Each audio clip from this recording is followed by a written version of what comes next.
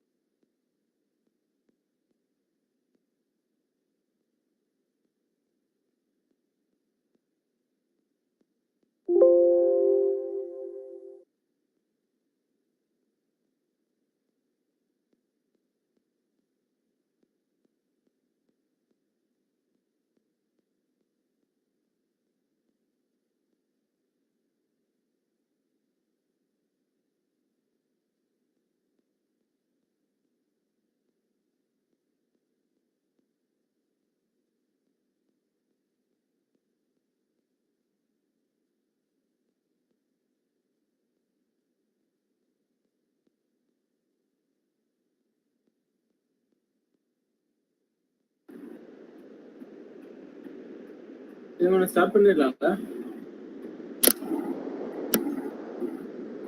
S ready.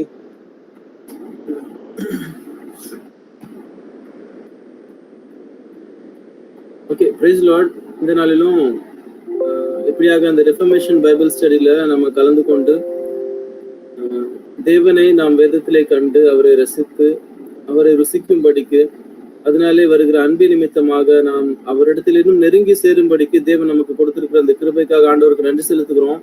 இப்பொழுதும் நம்ம இந்த ரெஃபர்மேஷன் பைபிள் ஸ்டடிக்கு ஆரம்பமாக நம்ம ஜெபித்து கூட ஆரம்பிக்கலாம். கிப்சன் அண்ணா ஜோம் பண்றீங்களா? ஓப்பனிங் ப்ரே பண்றீங்களா? ஓகே. எங்களை நேசித்து வழி நடத்துகின்ற அன்பின் பரலோக பிதாவே, இந்த ஆசீர்வதிக்கப்பட்ட இந்த மாலை வேலைக்காக நாங்கள் ஜெபிக்கிறோம் அப்பா. ஆண்டவர், இந்த புதிய மாதத்துல ஆண்டவர், இந்த முதலாவது ஆண்டவர், இந்த சாட்டர்டேல ஆண்டவர் நாங்கள் கூடுவதற்கு தேவன் கொடுத்த இந்த கிருபைக்காக நாங்கள் நன்றி செலுத்துகிறோம் ஆண்டவரே. குறிப்பாக இந்த நாளிலேயும் அப்பா ஸ்தோத்திரம் ஆண்டவர், தேவன் எங்களிடத்துல பேசும்படியாக ஆண்டவர் எங்கள் செவிகளையும் ஆண்டவரே, எங்களுடைய ஆண்டவரை இருதயத்தையும் ஆண்டவரை நாங்கள் திறப்பதற்கு தேவனே நீர்தான் ஆண்டவரை எங்களுக்கு வழிவகுத்து பண்ண வேண்டும் என்று சொல்லி நாங்கள் கேட்கிறோம் ஆண்டவரை. எங்களுடைய பாவங்கள் ஆண்டவரை, எங்களுடைய காரியங்களில் மன்னித்து ஆண்டவரை ஆண்டவரை ஸ்தோத்திரம் ஆண்டவர் தேவனை குறித்து இன்னும் அந்த சத்தியத்தை அறிகிற அறிவிலை ஆண்டவரை அறிவை நாங்கள் பெற்றுக்கொள்வதற்கு ஆண்டவரை தேவன் எங்களுடைய இருதயத்தினுடைய மன கண்களையும் ஆண்டவர் எங்கள் இருதயத்தை ஆண்டவரை ஒரு ஒருமைப்பாட்டின் ஆவியோடு கூட எனக்கு தேவனை ஒரு நோக்கமாக நாங்கள் நோக்கி பார்ப்பதற்கு நீர் கிருபை செய்ய வேண்டும் என்று சொல்லி நாங்கள் கேட்கிறோம் ஆண்டவரை. குறிப்பாக ஆண்டவரை இதுல கடந்து கொண்டிருக்கின்ற ஒவ்வொரு பிள்ளைகளுக்காக நாங்கள் வருகிறோம் ஆண்டவரை. கடந்த நாட்கள்ல ஆண்டவரை ஸ்தோத்திரம் ஆண்டவர் சுகவீனமாக இருந்த ஆண்டவர் இந்த இடத்துல வந்திருக்கின்ற ஒவ்வொரு பிள்ளைகளுக்காக ஜெபிக்கிறோம் ஆண்டவரை. நாங்கள் சாட்சியாக இந்த நேரத்தில் நிற்பது உங்களுடைய சுத்த கிருபை என்பதை நாங்கள் நம்புகிறோம் ஆண்டவரை. இன்னும் ஆண்டவரை உங்களுடைய சத்தியமான வசனத்தில் ஆண்டவரை நாங்கள் ஆண்டவரை மிதந்து ஆண்டவரை அந்த குளோரி அந்த ஜாயை நாங்கள் சுமந்து கொள்வதற்காக ஆண்டவரை அதை நாங்கள் அறிந்து கொள்வதற்காக ஆண்டவரை தேவன் இன்னும் ஆண்டவர் எங்களுடைய வாழ்க்கையை நிறைய காரியங்களை சாட்சியாக எழுப்ப வேண்டும் என்று சொல்லி நாங்கள் கேட்கிறோம்ப்பா. குறிப்பாக ஆண்டவரை இந்த நடக்கின்ற ஒவ்வொரு செஷனுக்காக நாங்கள் வருகிறோம் ஆண்டவரை. தேவன் மகிமைப்படுகிறாக ஆண்டவரை. தேவனுடைய மகிமையை மாத்திரம் ஆண்டவரை ஸ்தோத்திரம் ஆண்டவர் கொண்டு அவர் நடக்கின்ற காரியங்களாக ஆண்டவரை ஸ்தோத்திரம் தேவன் ஒவ்வொரு செஷன்ல ஆண்டவர் தேவன் அசைவாட வேண்டும் என்று சொல்லி நாங்கள் கெஞ்சுகிறோம் அப்பா. கலந்து கொண்டிருக்கிற ஒவ்வொரு பிள்ளைகளையும் நாங்கள் கையில கொடுக்குற ஆண்டவரை ஸ்தோத்திரம் ஆண்டவரை எங்களுக்கு இந்த நாட்கள்ல அந்த டீச் பண்ணுகிற அங்களுக்காக நாங்கள் வருகிறோம் ஆண்டவரை. இன்னும் ஆண்டவரை பலத்தினால் நீர் இடை கட்ட வேண்டும் என்று சொல்லி நாங்கள் கேட்கிறோம் அப்பா. ஆண்டவரை ஸ்தோத்திரம் இன்று தேவையான காரியங்களை ஆண்டவரை ஸ்தோத்திரம் ஆண்டவரை எங்களுக்குள்ளாக விதைப்பதற்கு தேவன் தனது மகனை நீர் அபிஷேகத்தால் நிரப்ப வேண்டும் என்று சொல்லி நாங்கள் கெஞ்சி கேட்கிறோம் ஆண்டவரை. அடியனை மறைத்துக் கொள்ளுங்க, ஒவ்வொரு மறைத்துக் கொள்ளுங்க. தேவன் வெளிப்படுவீராக ஆண்டவர். ஒவ்வொரு காரியங்களும் கருத்துல கொடுக்கிற ஆண்டவரை நீரை பொறுப்பேற்றுக் கொள்ளுங்க ஆண்டவரை. மீட்பர் மூலம் ஜெபங்கள் நல்ல பிதாவே. ஆமாம்.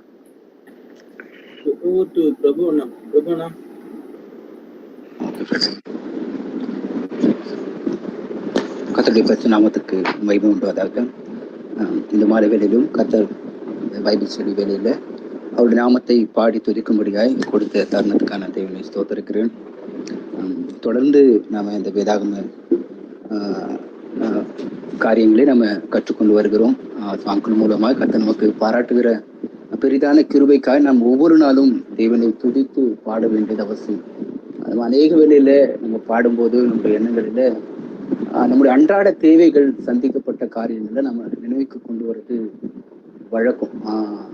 ஆனால் நாம் அவரை நம்ம பார்க்கும்போது அவரை துதிக்கத்தக்கதான ஒரு காரியம் நமக்கு பெரிதா இருக்குமானால் அது நாம பெற்றிருக்கிற அந்த ரட்சிப்பு, அந்த முதல் நிலையான ரட்சிப்பு மாத்திரமல்ல, தொடர்ந்து நாம் ரட்சிக்கப்படும்படியாக அவர் நமக்கு அளிக்கிற அந்த கிருபை எவ்வளவு மேலானது என்பதை நாம உணர்ந்தவர்களாய் அவர் ஒவ்வொரு நாளும் ஒவ்வொரு வேலையும் எல்லா வேலையிலும் எல்லா சூழலிலும் எல்லா இடங்களிலும் இருந்து நாம் அவரை துதிக்கும்படியாக அழைக்கப்பட்டிருக்கிறோம் அப்படின்றதுதான் ஒரு நிதர்சனமான உண்மை. தாவீது சொல்கிறது போல என்னுடைய ஜீவனை பார்க்கணும் அப்படி கிருபை நல்லது அப்படின்னு சொல்லிட்டு அவர் சொல்றாரு.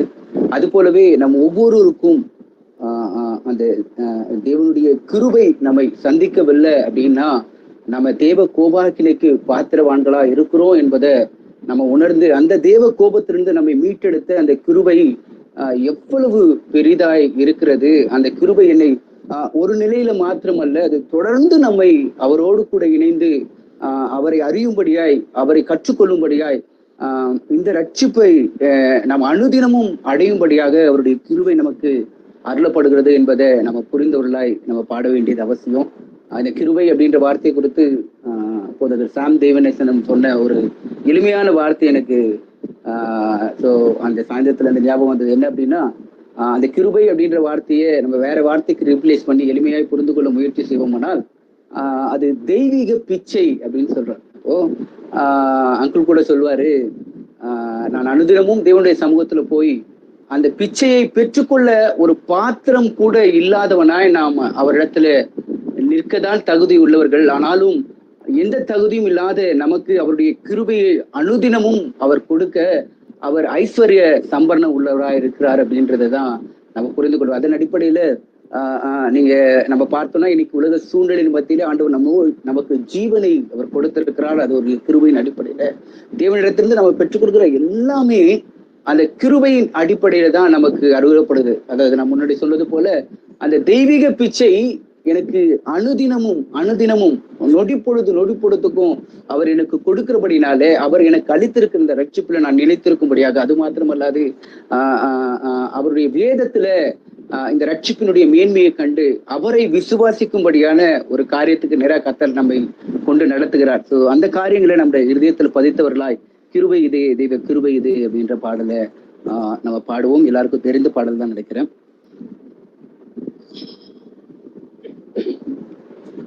கிருபைதே தேவ கிருபைதே, கிருபைதே தேவ கிருபைதே, தாங்கி நடத்தினதே இயேசுவிலே பொன்னேசரிலே அகமகிழ்ந்தே நாம் ஆனந்திப்போம். இயேசுவிலே பொன்னேசரிலே அகமகிழ்ந்தே நாம் ஆனந்திப்போம். கிருபைதே தேவ கிருபைதே, கிருபைதே தேவ கிருபைதே, ஆருயிரன்பராய் எங்களுடனே ஜீவிய பாதையிலே இயேசுபரன், ஆருயிரன்பராய் எங்களுடனே ஜீவிய பாதையிலே அனுதினமும் வழி நடந்தே அவரது நாமத்தில் காத்தனரே, அனுதினமும் வழி நடந்தே அவரது நாமத்தில் காத்தனரே. கிருபைதே தேவ கிருபைதே, கிருபைதே தேவ கிருபைதே, வார்த்தையினால் அவர் தீர்த்தாரெந்தன் வியாதியும் வேதனையும் வைத்தியராய்,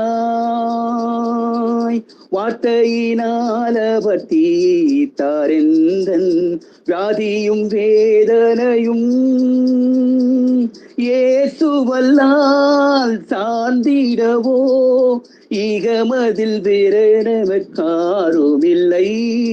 இயேசுவல்லால் சார்ந்திடவோ ஈகமதில் வேறெமக்காரும் இல்லை.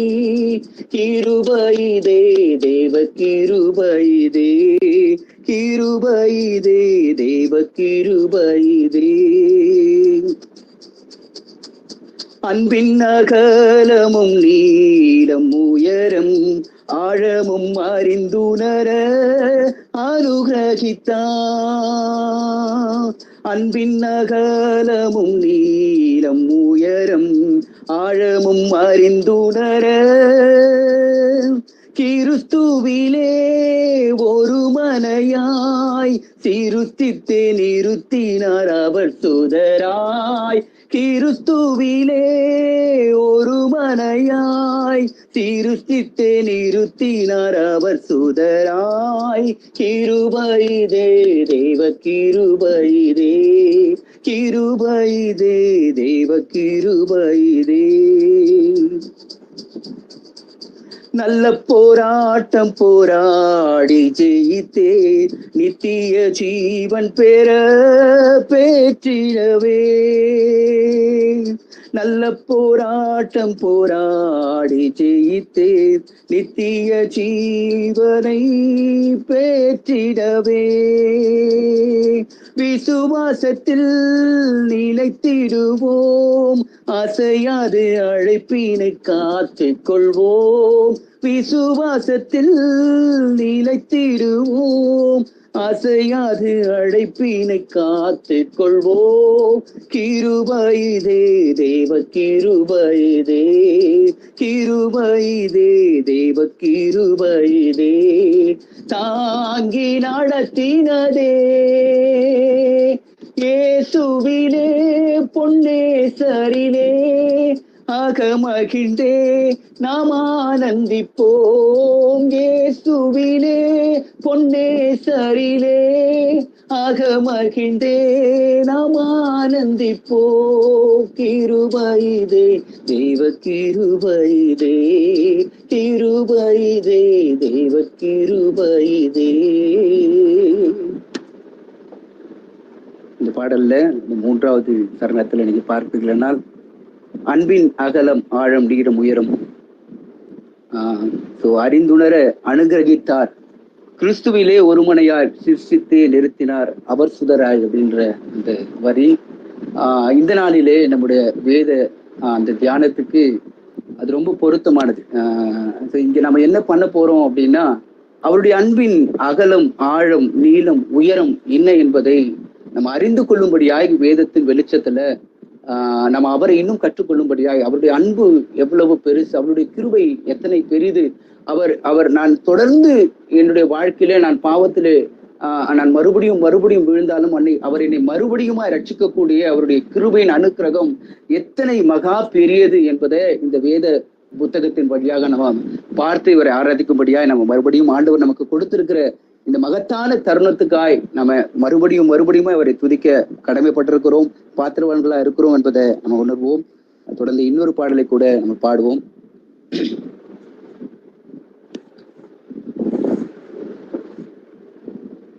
இது ஒரு பழைய பாடல், இது எல்லாருக்கும் தெரிந்த பாடல் நான் நினைக்கிறேன். போடுவாங்க ரட்சா பெருமானி புண்ணிய பாதம் அப்படின்னும். இந்த வேளையிலும் அவருடைய பாதத்தை அந்த முன்னாடி பாடின பாடல போட அவர் அல்லால் வேறு எந்த ஒரு காரியமும் இந்த பூமியிலே நாம் அண்டிக்கொள்ள அல்லது இந்த ரட்சிப்பை நம் சுதந்திரத்துக்குள்ள ரட்சிப்பை பெற்றுக்கொள்ள அவருடைய கிருபையை மாத்திரமே சார்ந்து நிற்க வேண்டியது அவசியம் என்பதை உணர்ந்தவர்களாய் ஜெபத்தோடு கூட இந்த பாடலையும் நம்ம பாடுவோம். ரட்சா பெருமானே பாரும் புண்ணிய பாதம் அண்டினோம், சுத்தமாக்கி சிறை தாரும் தேடி வந்து நிற்கிறோம் அப்படின்ற பாடலை பாடுவோம். ரட்சா பெருமானே பாரும் புண்ணிய பாதம் அண்டினோம், தூய்வை தாக்கி சீரை தாரும் தேடி வந்து நிற்கிறோம். இயேசுநாதா இயேசுநாதா உந்தன் சொந்த ஆயினோ. இயேசுநாதா இயேசுநாதா உந்தன் சொந்தம் ஆயினோ. மேய்ப்பன் போல முந்தி சென்றும் பாதும் காத்து வருவி. ஜீவ தண்ணீரண்டை என்றும் பீலை பார செய்குவி. இயேசுநாதா இயேசுநாதா மேய்ச்சல் காட்டி போஷிப்பி. இயேசுநாதா இயேசுநாதா மேய்ச்சல் காட்டி போஷிப்பி. நீதி பாதை தவறாமல் நேசமாய் நடத்துவி. மோசம் பயமுமில்லாமல் தங்க செய்து தாங்குவி. இயேசுநாதா இயேசுநாதா ஒரு போதும் கைவிடி. இயேசுநாதா இயேசுநாதா ஒரு போதும் கைவிடி. ஜீவ கால பரியங்கம் மேய்த்தும் காத்து வருவி. பின்பு மோட்ச பேரானந்தம் தந்து வாழ செய்குவி. இயேசுநாதா இயேசுநாதா ஊழிக்காலம் வாழ்விப்பி. இயேசுநாதா இயேசுநாதா ஊழிக்காலம் வாழ்விப்பி. ரட்சா பெருமானே பாரும் புண்ணிய பாதம் மண்டினோம். தூய்மையாக்கி சீரை தாரும் தேடி வந்து நிற்கிறோம். இயேசுநாதா இயேசுநாதா உந்தன் சொந்தம் ஆயினோ. இயேசுநாதா உந்தன் சொந்தம் ஆயினோ.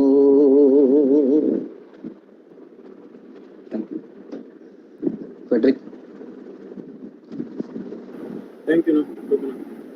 ஓகே, இந்த வேளையில நம்ம வசனத்துக்கு நேரா போறதுக்கு முன்னாடி நம்ம ஜெபித்து ஆண்டவர் இடத்துல நம்ம கெஞ்ச வேண்டியது அவசியமா இருக்கு. இமை ஜெபிக்க முடியுமா? இமை வசனத்துக்காக இந்த வேளையிலும் நம்ம கேட்கிற வசனத்தை நாம் புரிந்து கொள்வதற்கு தேவன் நமக்கு கிருபை செய்யணும். நம்முடைய இருதயத்தில் அந்த உணர்வு, நமக்கு உணர்வுள்ள இருதயத்தை தேவன் தரும்படிக்கு வசனங்களை தெளிவாக நாம் புரிந்து கொள்வதற்கு ஆவியானவர் நமக்கு கிருபை செய்யும்படிக்கு அண்ட் தொடர்ந்து ஆண்டவர் வந்து அங்கிளுக்கு இந்த கிருபைகளை கொடுக்கும்படிக்கு, தொடர்ந்து அவருக்கு நல்ல சுகத்தை கொடுத்து அவரை தொடர்ந்து ஆண்டவர் வந்து வழி நடத்தும்படிக்கு நம்ம ஜெபிக்கலாம்.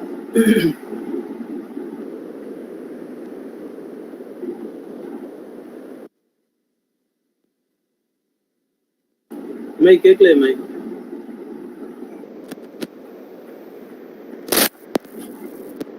ரெடி? கேக்குது. இப்ப கேக்குது. ஸ்தோத்திரிக்கிறோம் அப்பா, துதிக்கிறோம் ராஜா. கிருபை நிறைந்தவரே அப்பா, இந்த மாலை வேளையிலும் ராஜா ஆண்டவரே அப்பா, இந்த ஆன்லைன் மூலமாக ஆண்டவரேப்பா ஆண்டவரை கூடி ஆண்டவரே உம்மை நோக்கி பார்க்க ஆண்டவரேப்பா ஆண்டவரே, இந்த வாரந்தோறும் ஆண்டவரேப்பா இந்த ரோமர் பகுதியின் மூலமாக ஆண்டவரே எங்களுடைய ஆண்டவரேப்பா இருதயத்தில் ஆண்டவரே நீர் ஆண்டவரே அப்பா அநேக காரியங்களை வெளிப்படுத்தி கொண்டு வரீங்க ஆண்டவரே அப்பா. எங்களுடைய மனக்கண்கள் திறக்கப்படும்படியாக ஆண்டவரே உம்முடைய வேதத்தின் ஆண்டவரே அந்த பொக்கிஷங்களை அறியும்படியாக ஆண்டவரே நீர் ஆண்டவரே இந்த வெளிக்கொண்டு வருகிற இந்த கிருபைகளுக்காக ஆண்டவரே நன்றி தெரிவிக்கிறோம் அப்பா. இந்த வேளையிலும் ராஜா ஆண்டவரே உங்கள் ஒவ்வொருவரையும் ஆண்டவரே உம் கரத்தில் ஒப்புக்கொடுக்கிறோம் அப்பா. ஆண்டவரே, இந்த பொக்கிஷங்களை ஆண்டவரே அதிகமாக ஆண்டவரே நாங்கள் காணக்கூடிய எங்களுடைய மனக்கண்களை திறந்தருளுங்கப்பா. ஆண்டவரே, எங்களுக்கு உதவி செய்யுங்க ஆண்டவரே. இதை உணரக்கூடிய அப்பா, இதை புரிந்து கொள்ளக்கூடிய இருதயத்தை ஆண்டவரே எங்களுக்கு தரும்படியாக ஆண்டவரை செபிக்கிறோம் அப்பா. ஆண்டவரே, ஏதோ ஆண்டவரேப்பா இந்த ஆண்டவரே மந்த இருதயம் உள்ளவர்களாக ஆண்டவரேப்பா கேட்டும் உணராதவர்களாக இல்லாதபடிக்கு ஆண்டவரே அப்பா, இதை உணர்ந்து கொண்டு ஆண்டவரே அதன்படி செயல்படக்கூடிய கிருபைகளை ஆண்டவரே நீ தரும்படியாக ஆண்டவரை செபிக்கிறோம் அப்பா. இந்த வேலையிலேயும் ஆண்டவரே ஐசக் அங்கிள் ஆண்டவரே உம் கரத்தில் ஒப்புக்கொடுக்கிறோம் அப்பா. ஆண்டவரே, இந்த பலவீனத்திலையும் ஆண்டவரேப்பா உம்முடைய வார்த்தையை ஆண்டவரே அப்பா இந்த வேத பகுதியின் ஆண்டவரே இந்த மகத்துவங்களை ஆண்டவரே தரும்படியாக அவருக்கு நீர் கொடுத்த இந்த கிருபைகளுக்காக ஆண்டவரே நன்றி தெரிவிக்கிறோம் அப்பா. தொடர்ந்து ஆண்டவரே அங்கிளே ஆண்டவரே நீர் பாதுகாத்து கொள்ளுங்க, பலப்படுத்துங்கப்பா. ஆண்டவரே, இருக்கிற எல்லா பலவீனங்களையும் ஆண்டவரேப்பா உம்முடைய கிருபை ஆண்டவரே அவர்களை தாங்கும்படியாக ஆண்டவரேப்பா எல்லா சுகவீனங்களையும் ஆண்டவரே நீக்கியப்பா. இன்னும் அதிகமாக அநேகருக்கு ஆண்டவரே இந்த பொக்கிஷங்களை எடுத்து கொடுக்கிற ஆண்டவரேப்பா உக்ரானக்காரனை போல ஆண்டவரே ஒரு இன்னும் அதிகமாக அதில் செயல்படக்கூடிய அநேகருக்கு ஆசீர்வாதமாக திகழக்கூடிய கிருபைகளை தரும்படியாக ஆண்டவரை செபிக்கிறோம். ஆன்டி ஆண்டவரே கரத்தில் ஒப்புக்கொடுக்கிறோம் அப்பா. அவர்களுக்கும் ஆண்டவரே எல்லாவித கிருபைகளையும் தந்து ஆண்டவரே துணை நிற்க ஆண்டவரே உதவி செய்யுங்க ஆண்டவரே. இந்த வேத பகுதியில் ஆண்டவரேப்பா நீர் ஆண்டவரே எங்களோடு ஆண்டவரே இணைந்தாப்பா. எங்களை ஆண்டவரேப்பா எந்த சிந்தனையும் மேற்கொள்ளாதபடிக்கு ஆண்டவரே நீர் ஆண்டவரே இந்த பகுதியில் ஆண்டவரே நாங்கள் உணரக்கூடிய உம்முடைய காரியங்களை நாங்கள் உணரக்கூடிய கிருபைகளே எங்களுக்கு தருவீர்களாக ஜெபிக்கிறோம். எல்லாவற்றையும் ஆண்டவரே உம் கரத்தில் ஒப்புக்கொடுக்கிறோம் அப்பா. எல்லா துதிகன மகிமையும் ஆண்டவரே ஒருவருக்கே செலுத்துகிறோம். இயேசு கிறிஸ்துவின் மூலம் ஜெபிக்கிறோம் நல்ல தகப்பனே, ஆமென்.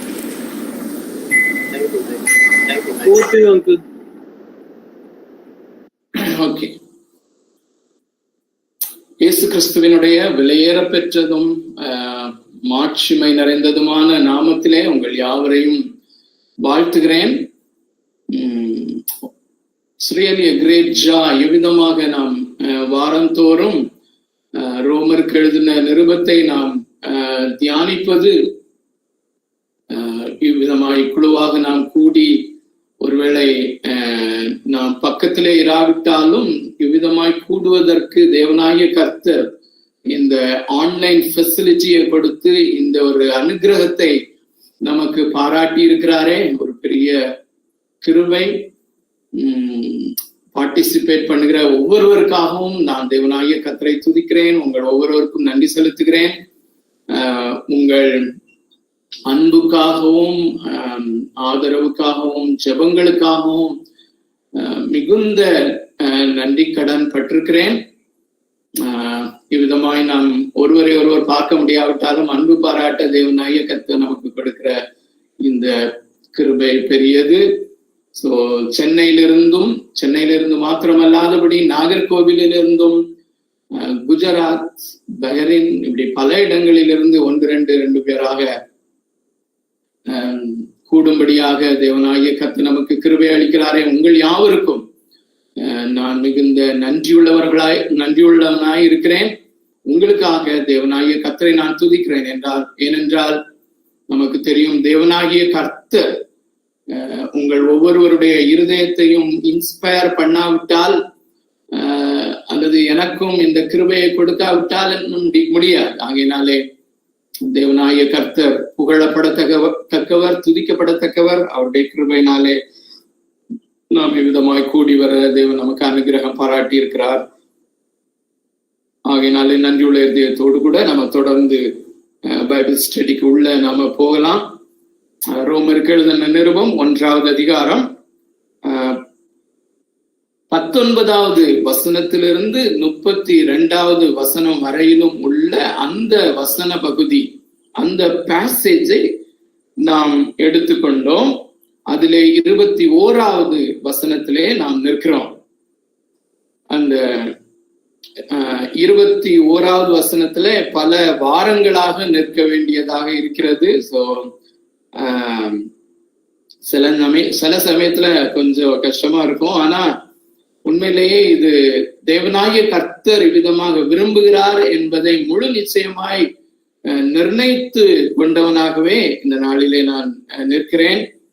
அந்த 21வது வசனத்திலே அவர்கள் தேவனை அறிந்தும் அவரை தேவனென்று மகிமைப்படுத்தாமல் என்கிற காரியத்துக்கு அதிகமான எம்பசைஸ் கொடுத்து நாம் செய்து வருகிறோம். சோ கடந்த வாரத்திலே இந்த பைபிள் ஸ்டடிக்கு பிறகு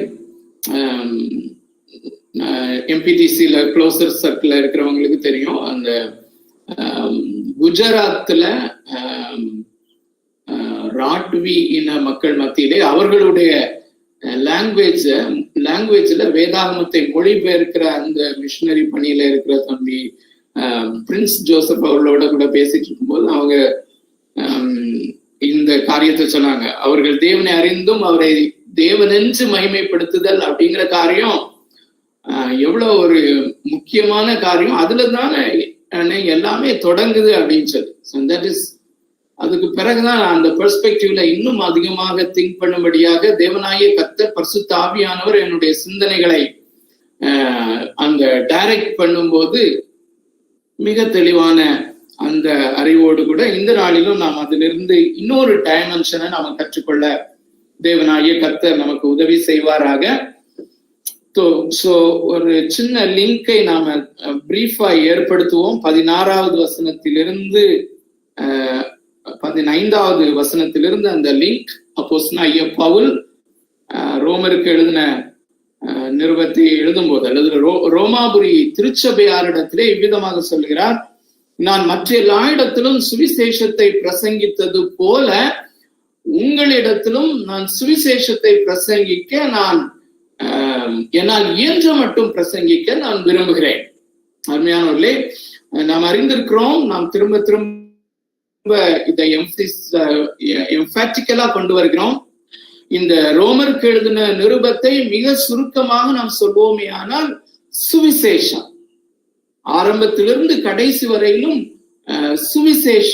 சுவிசேஷத்தை குறித்த காரியத்தை மிக விளக்கமாக மல்டி டைமென்ஷனலா வெவ்வேறு கோணங்களிலே நாம் அறிந்து கொள்கிறோம், கற்றுக்கொள்கிறோம். அதற்கு தான் அப்போஸ்தலனாகிய பவுல் அதைத்தான் செய்கிறார், அதைத்தான் அவர் எழுதுகிறார். ஆனால் ரோமாபுரி திருச்சபையை குறித்து சொல்லும்போது ரோமாபுரியிலே அந்த ரோம திருச்சபையாகிய உங்களுக்கு நான் இந்த சுவிசேஷத்தை பிரசங்கிக்க விரும்புகிறேன், அதற்கு முன்பதாக நான் எழுதுகிறேன் என்று சொல்லிதான் அந்த இன்டென்ஷன்ல தான் எழுதுகிறார். சோ என்னால் இயன்ற மட்டும் நான் சுவிசேஷத்தை பிரசங்கிக்க விரும்புகிறேன். அதற்கு காரணத்தை 16வது வசனத்திலே சொல்லுகிறார். ஏனென்றால் நான் கிறிஸ்துவின் சுவிசேஷத்தை குறித்து நான் வெட்கப்படவில்லை என்றால் அதற்கு எதிர்மறையாக நான் அதை குறித்து பெருமைப்படுகிறேன் அல்லது அதை மேன்மைப்படுத்துகிறேன். நான் சுவிசேஷத்தை குறித்து வெட்கப்படவில்லை, மாறாக நான் சுவிசேஷத்தை நான் மேன்மைப்படுத்துகிறேன். அதனுடைய லிங்க் அதே வசனத்தினுடைய பிற்பகுதியிலே சொல்லுகிறார். ஏன் நான் சுவிசேஷத்தை குறித்து வெட்கப்படேன் என்றால் அது முன்பு யூதரிலும் பின்பு கிரேக்கரிலும் விசுவாசிக்கிறவனவனோ அவனுக்கு ரட்சிப்பு உண்டாவதற்கு அது தேவ பலனாக இருக்கிறது, அது தேவனுடைய பலனாக இருக்கிறது. அவனை முதலாவது ரட்சிப்பு என்று சொல்லுகிற நாம் மனம் திரும்புதல் மாத்திரம் அல்ல, கடைசியிலே கூட தேவனுடைய உக்ர கோபாக்கினையிலிருந்து நித்தியமான கோபாக்கினையிலிருந்து வரையிலும் அவனை ரட்சிப்பதற்கு இந்த சுவிசேஷம் வல்லமை உள்ளதாக இருக்கிறது. ஆகையினாலே நான் அதை குறித்து பெருமை பாராட்டுகிறேன், மேன்மை பாராட்டுகிறேன் என்று சொல்கிறார். அது மாத்திரமல்ல, 17வது வசனத்திலே ஏன் அது தேவ பலனாக இருக்கிறது என்றால் அதற்கு காரணத்தை சொல்லுகிறார். ஏனென்றால் அதிலே தேவனுடைய நீதி வெளிப்படுத்தப்படுகிறது. பாவியாக இருக்கிற மனுஷனுக்கு தேவன் தன்னுடைய நீதியை இலவசமாக போர்த்தி கொள்ளும்படி அல்லது இலவசமாய் அவனுக்கு அருளும்படி அது வெளிப்படுத்தப்பட்டிருக்கிறது. இந்த சுவிசேஷத்திலே வெளிப்படுத்தப்பட்டிருக்கிறது. ஆகையினாலே அது வல்லமை உள்ளது, ஆகையினாலே நான் அதை குறித்து வெட்கப்படவில்லை என்று சொல்கிறார். அப்போ ஏன் தேவனுடைய நீதி இலவசமாக தேவனிடத்திலிருந்தே நமக்கு அருளப்பட வேண்டும் என்றால் அதற்கு காரணத்தை தான் 18வது வசனத்திலே கடந்த வாரத்திலேயும் கொஞ்சம் அதிகமான எம்பசிஸ் கொடுத்து பார்த்தோம். ஏனென்றால் தேவனுடைய கோபாக்கினை வானத்திலிருந்து வெளிப்படுத்தப்பட்டிருக்கிறது. சரியான டிரான்ஸ்லேஷன், தேவ கோபாக்கினை வானத்திலிருந்து வெளிப்படுத்தப்படுகிறது. அதனாலே திரும்பவும் ரொம்ப எம்பாட்டிக்கலா இந்த குறிப்பை நான் சொல்ல விரும்பவில்லை. நாம் எல்லாரும் அறிந்திருக்கிறோம். அருமையானவர்களே, இந்த பேண்டமிக் காலத்துல கொரோனாவை குறித்து, இந்த COVID-19 குறித்து விசுவாசிகள் மிக தெளிவான ஒரு எண்ணம் உடையவர்களாக இருக்க வேண்டும். கடந்த வாரத்திலே ஒரு தம்பி என்னிடத்துல போன் பண்ணி, அங்கிள் இதை பற்றி நீங்க என்ன நினைக்கிறீங்க அப்படின்னு சொல்லும் போது, இதை குறித்து விசுவாசிகள் மற்ற விசுவாசிகளிடத்திலே என்ன நினைக்கிறீங்கன்னு சொல்லி கேட்டு குழப்பமடைய வேண்டிய அவசியமே இல்லை. மிக தெளிவாக, அது கொரோனா பேண்டமிக்னாலும் சரி, அது யாஸ் புயலானாலும் சரி, அது சுனாமி ஆனாலும் சரி, அவ்வப்பொழுது தேவனாகிய கர்த்தருடைய கோபாக்கினை வெடித்து சிதறுகிறது. அந்த கடைசி உக்ர கோபாக்கினையின் நாள் என்று ஒன்று இருக்கிறது. அந்த உக்ர கோபாக்கினையின் நாள் தொடங்கி அது அந்த நித்தியமாக அவருடைய கோபாக்கினை எரிய போகிறது என்றால், தேவனுடைய கோபாக்கினை மகா பெரிது. நான் தொடர்ந்து சொல்லிக் கொண்டு வருகிறேன், இந்த பிரைஸை நான் உபயோகப்படுத்தி கொண்டு வருகிறேன். இந்த கொரோனா அவருடைய உக்ர கோபாக்கினை என்பது அந்த உலகத்தில் உள்ள எல்லா சமுத்திரத்தின் வெள்ளங்களையும் ஒன்று சேர்த்தால் அந்த வெள்ளம் என்றால், அதிலிருந்து ஒரு டிராப் எடுத்து அந்த டிராப்பிலிருந்து வருகிற டிராப்லெட் அல்லது துளி, அது குறித்து சொல்லும் போது நான் சொல்லுகிற காரியம், who can stand before the God's corona? தேவனுடைய கொரோனாவுக்கு முன்பாக நிற்பவன் யார்? அது ஒருவேளை ஊகான்ல அது லேப்ல செயற்கையாக உண்டாக்கினதாக இருந்தாலும் சரி, இயற்கையாக வந்திருந்தாலும் சரி, எல்லாவற்றின் மேலும் எது உண்மை என்பதை அவர் அறிந்திருக்கிறார். எல்லாவற்றின் மேலும் சர்வ ஆளுமையுடையவர் அவர். ஆனால் இதுல நாம் தெரிந்து கொள்ள வேண்டிய ஒரு காரியம் என்னவென்றால், அப்படியானால் மரித்து போகிற ஏராளமான விசுவாசிகள் அல்லது அஃபெக்ட் பண்ணப்படுகிற ஏராளமான ஊழியக்காரர்களும் விசுவாசிகளையும் குறித்து என்ன, அவர்களுக்கு உக்ர கோபாக்னியா? அப்படி நாம் புரிந்து கொள்ளக்கூடாது. பொதுவாக ஆதாம் ஏவாள் செய்த பாவத்து நிமித்தம் உண்டான மல்டிப்ளை ஆகி இருக்கிற தேவனுக்கு விரோதமான பாவத்தின் பெருக்கத்தினுடைய பொதுவான வெளிப்பாடு, general expression of God's wrath. ஆனால் அதிலே அது விசுவாசிகளையும் பாதிக்கிறது, அவிசுவாசிகளையும் பாதிக்கிறது. அப்போ அங்க என்ன தெளிவு நமக்கு? ரோமர் 8வது அதிகாரம் 28வது வசனம். விசுவாசிகளுக்கு அது என்னவாக மாறுகிறது? அன்றியும் அவருடைய தீர்மானத்தின்படி அழைக்கப்பட்டவர்களாய் அவரிடத்திலே அன்பு கூறுகிறவர்களுக்கு சகலமும் நன்மைக்கு ஏதுவாக நடக்கிறது. இந்த உக்ர கோபாக்கினையை நன்றாக கவனிங்கள். உக்ர கோபாக்கினையை கிறிஸ்துவுக்கு வெளியே இருக்கிறவர்களுடைய நித்திய அழிவுக்கு ஒரு அழிவாக, நித்திய அழிவுக்கு ஏற்ற ஒரு அழிவாக பயன்படுத்துகிறார். நித்திய அழிவுக்கு ஏற்ற ஒரு அழிவாக பயன்படுத்துகிறார். ஆனால் கிறிஸ்துவுக்கு உள் இருக்கிறவர்களுக்கு அதை நன்மையாக பயன்படுத்துகிறார். ஒருவேளை அவர்கள் அந்த ட்ரீட்மெண்ட் ப்ராசஸ்ல போயிட்டு வந்தாங்கன்னா, அவர்களுக்கு தேவன் தன்னுடைய பிரசன்னத்தை அருளி தன்னுடைய குமாரனாகிய கிறிஸ்துவின் சாயலுக்கு ஒப்பாய் மாறுவதற்கு அதை பயன்படுத்துகிறார். மரித்து போனால் தேவன் தன்னுடைய மகிமையிலே அவர்களை சேர்த்துக் கொள்ளும்படியான கடைசி ஒரு யுக்தியாக அதை பயன்படுத்துகிறார். ஆனால் நமக்கு ஏன் பிரச்சனை எழும்புகிறது என்றால், பொதுவாகவே விசுவாசிகளுடைய ஓரியன்டேஷன், அதாவது வாழ்க்கையை குறித்த ஓரியன்டேஷன்ல பிரச்சனை இருக்கிறது. நான் அடிக்கடி சொல்வது, இந்த வாழ்க்கை ஒரு ஷேடோ லைஃப் என்று சொல்லுவேன். ஆனால் அருமையானவர்களே, சமீபத்திலே கடந்த வாரத்திலே அதை குறித்து யோசித்துக் கொண்டிருக்கும் போது அந்த விசுவாசிகளுடைய சில அவர்களுடைய ரியாக்ஷன்ஸையும் நான் பார்க்கும்போது என்ன ஒரு முடிவுக்கு வந்தேன் என்றால், இது ஒரு ஷேடோ லைஃப்னு கூட சொல்ல முடியாது. Shadow of the life, shadow of the life. அருமையானவர்களே, விசுவாசிகளாகிய உங்களுடையவும் என்னுடையவும் வாழ்க்கை என்பது நித்திய வாழ்க்கை, நித்திய வாழ்வு, நித்திய ஜீவன். நாம் இயேசுவை அறிந்து கொண்ட போது அவர் நித்திய வாழ்வை நமக்கு அருளி இருக்கிறார். நாம் அந்த நித்திய வாழ்வுக்குள் பிரவேசித்து விட்டோம். நம்முடைய வாழ்வு கிறிஸ்துவுக்குள்ளே மறைந்து இருக்கிறது. கிறிஸ்து வெளிப்படும் போது அல்லது நாம் மரித்து அவரிடத்திலே போகும்போது அல்லது அவருடைய வருகையின் போது அந்த மறைந்திருக்கிற வாழ்க்கை வெளிப்படும். அங்கதான் நம்ம ரியல் லைஃப்குள்ள போறோம். தேவனாகிய கர்த்தர் அந்த எஸ்பெஷலி புதிய ஏற்பாட்டிலையும் பழைய ஏற்பாட்டிலையும் நமக்கு அருளி இருக்கிற வாக்கு தத்துவங்கள் எல்லாமே அந்த பரலோகத்துக்கு உரியதும் தன்னுடையவுமான வாக்கு தத்தங்கள். அந்த கிறிஸ்தவ நம்பிக்கை, கிறிஸ்டியன் ஹோப் இருக்கிறதே, அது உயிருள்ள ஜீவனுள்ள நம்பிக்கை என்று அப்போஸ்தலன் எழுதுகிறான். Living hope. இன்னொரு இடத்துல மகிமையின் நம்பிக்கை என்று சொல்கிறார், பிளஸட் ஹோப். இப்போ நான் கொரோனாவினால பாதிக்கப்பட்டால் corona hope I will be better, I will come again அப்படின்னு சொல்லி நம்ம சொல்லும் போது அந்த என்னுடைய வாழ்க்கை இந்த உலகத்தின் வாழ்க்கையின் மேல நம்ம ஹோப் வைக்கிறோம். அந்த நம்பிக்கை நம்மை வெட்கப்படுத்தலாம்.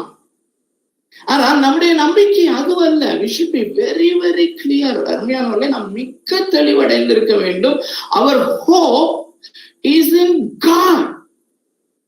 நம்முடைய நம்பிக்கை, கிறிஸ்தவ நம்பிக்கை, அல்லது நாம் எந்த நம்பிக்கைக்காக நாம் ரட்சிக்கப்பட்டோம் என்றால், அப்போஸ்தலனாகிய பேதுரு 1 பேதுரு 1வது அதிகாரத்திலே மிக தெளிவாக எழுதுகிறார், அழியாததும் மாசற்றதும் வாடாததுமாகிய சுதந்திரத்துக்கு ஏதுவான ஜீவனுள்ள நம்பிக்கை உண்டாகும்படி தமது மிகுந்த இரக்கத்தினாலே நம்மை மறுபடியும் ஜெனிப்பித்தார்.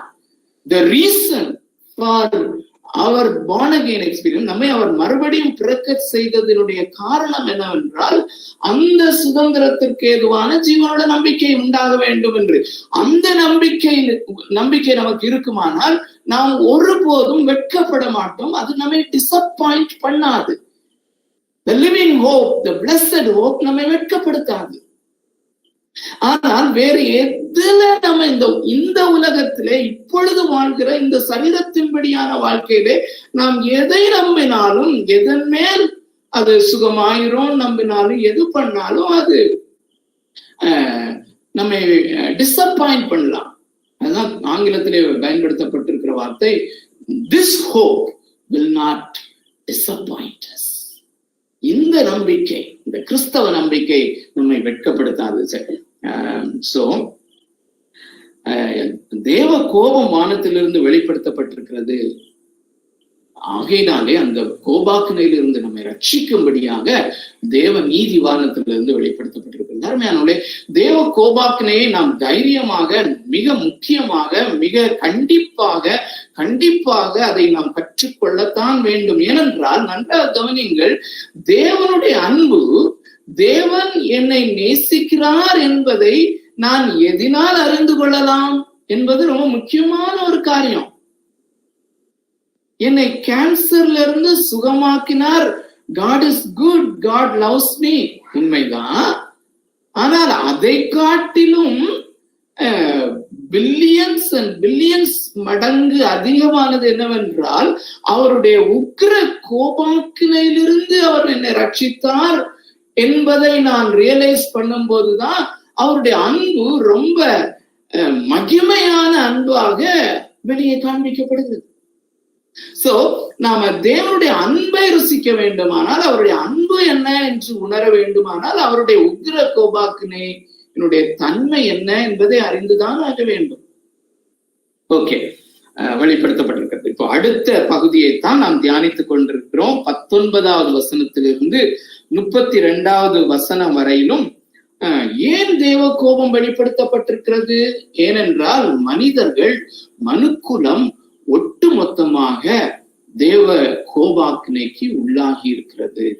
ஒருவன் விடாதபடி, ஒரு மனிதன் விடாதபடி எல்லாரும் எல்லாரும் பாவம் செய்து தேவ மகிமையற்றவர்களாக ஆனார்கள். அப்படி 19வது வசனத்திலிருந்து 32 வரையிலும் பொதுவான மனுக்குலத்தினுடைய அந்த சீரழிவு, பாவத்திலே வீழ்ச்சி, அதை 4 படிகளாக நாம் இங்கே கற்றுக்கொண்டு வருகிறோம். 4 படிகளாக அப்போஸ்தலனாகிய பவுல் எழுதுகிறார் என்று நாம் பார்த்து வருகிறோம்.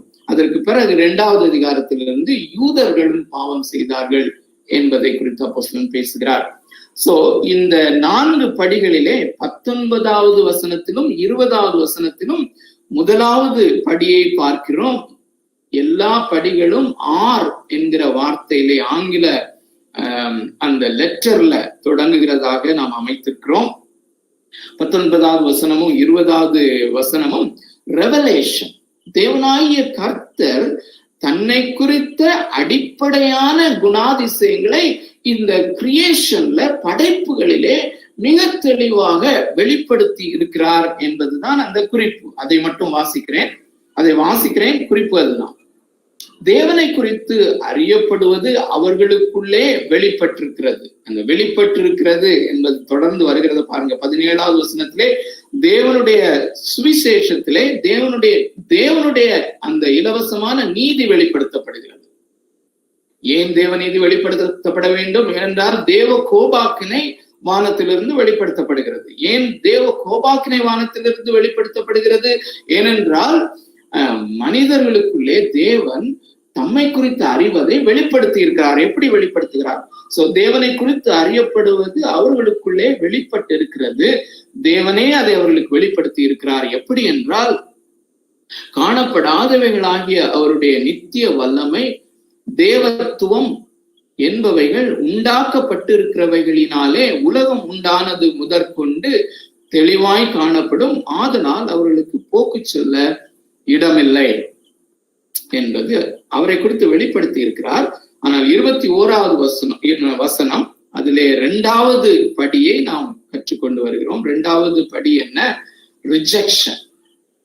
Rejection by man. இப்படி தன்னுடைய மகிமையை, தன்னுடைய தேவத்துவத்தை, தன்னுடைய குணாதிசயங்களை வெளிப்படுத்தி இருக்கிற தேவனை அவர்கள் தெளிவாக அறிந்திருந்தும் அவரை அந்த தேவனாகிய கர்த்தரை அவன் புறக்கணித்தான். எப்படி புறக்கணித்தான் என்று 4 காரியங்களை அங்கே நாம் பார்க்கிறோம். இந்த 4 stages ஆஃப் ரிஜெக்ஷன், எப்படி அவன் புறக்கணித்தான் என்று. அருமையானவர்களே, ஒரு காரியத்தை நன்றாக விளங்கிக் கொள்ள முயற்சி செய்யுங்கள். இது பொதுவாக பாவத்திலே வீழ்ச்சியடைந்த மனிதனுடைய வீழ்ச்சி எப்படி நடந்தது என்பதுதான் நாம் கற்றுக்கொள்கிறோம். ஆனால் இதிலே விசுவாசிகளுக்குள்ளேயும் அந்த கரப்ட் நேச்சர், பாவத்தினுடைய சுபாவம் இருப்பதினால் நம்மிலேயும் அந்த டெண்டன்சியை, அந்த வீழ்ச்சியினுடைய தன்மைகளினுடைய ருடிமெண்ட்ஸ், அதனுடைய துகள்களை நாம் காண வேண்டும் என்பதற்காக தான் நாம் அதை கொஞ்சம் வலியுறுத்தி அந்த விசுவாசிகளை மையப்படுத்தி அதிகமாக சொல்கிறோம். ஆனால் இது கன்ஃபியூஸ் பண்ண வேண்டாம், தயவு செய்து.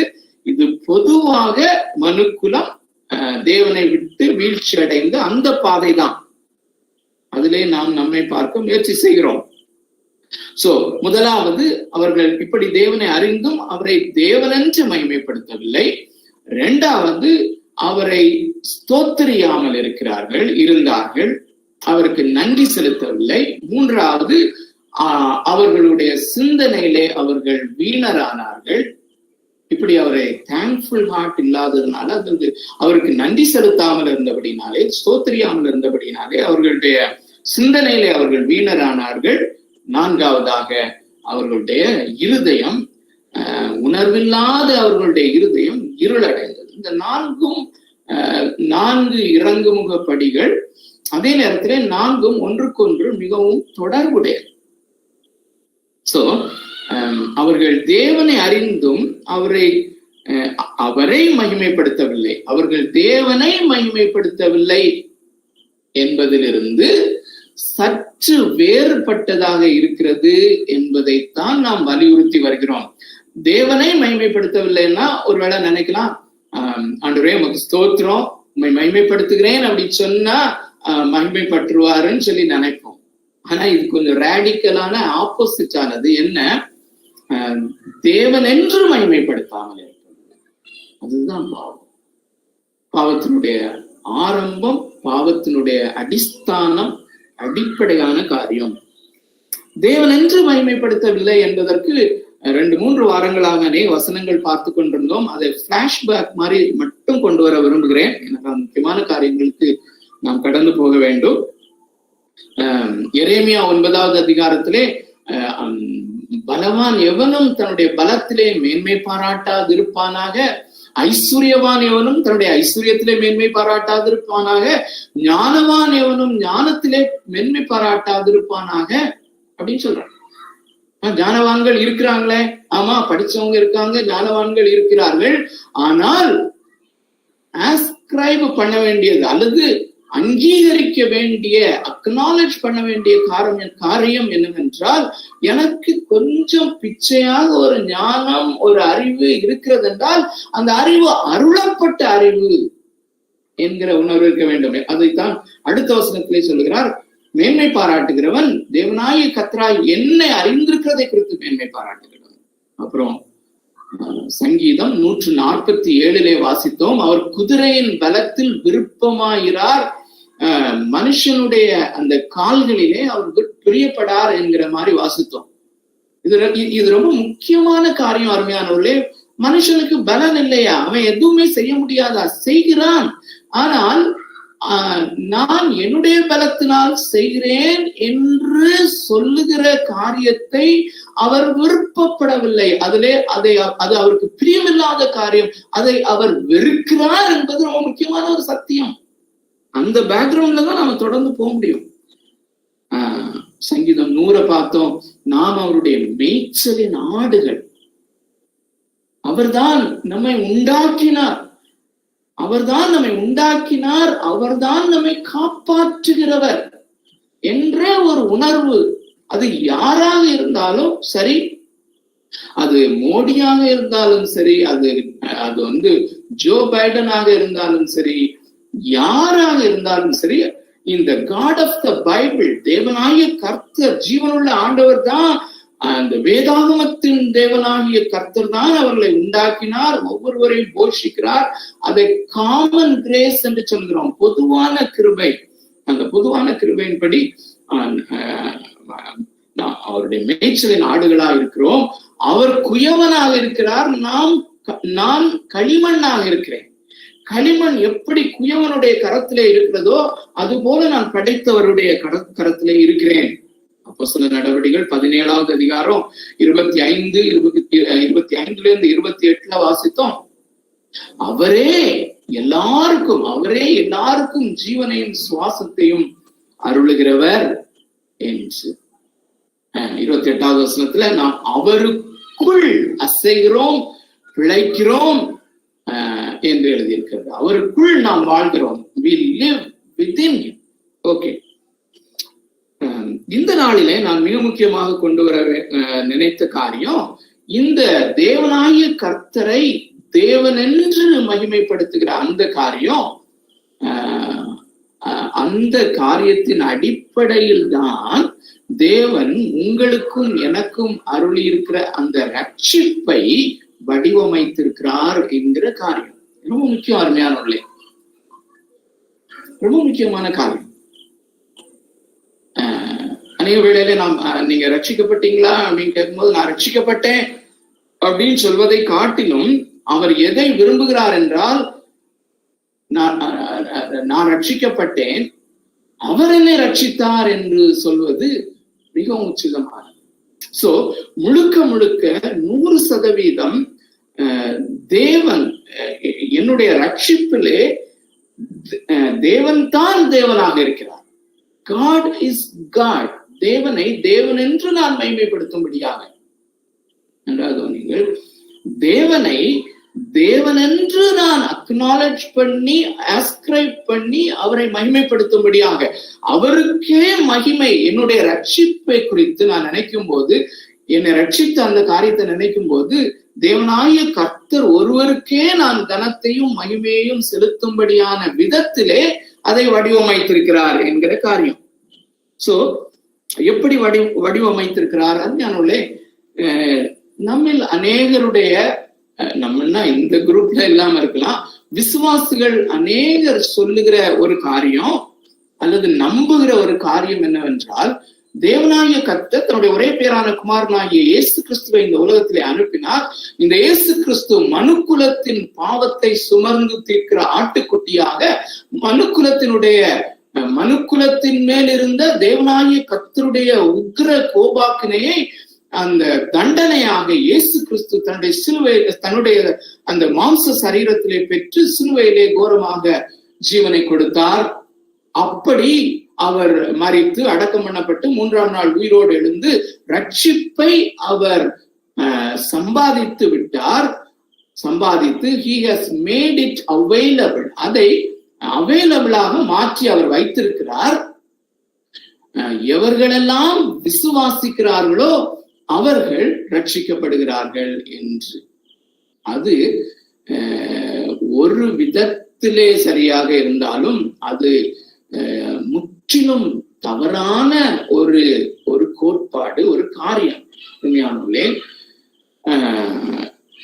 அதுக்கு பேர் என்னன்னா, அவர் தன்னுடைய காரியத்தை செய்து விட்டார், நாம் நம்முடைய காரியத்தை செய்ய வேண்டும் என்கிற அந்த கோட்பாடை கொண்டு வருகிறார்கள். அல்லது பேக் ஆஃப் த மைண்ட் எல்லா விசுவாசிகளுக்குள்ளேயும் அப்படி இருக்குது. அப்படி இருக்கும்போது நாம தேவனிலே அன்பு கூறுதல், அந்த தம்பி முதல்ல சொன்னது மாதிரி, அந்த பாடலை பாடினது மாதிரி, கிருபையாக உணர்ந்து நம்மளால செலிப்ரேட் பண்ண முடியாதவர்களாக, அல்லது அப்படியே பண்ணினாலும் அது அனலுமின்றி குளிர்மின்றி இருக்கிற ஒரு காரியத்தை பார்க்க முடியும்.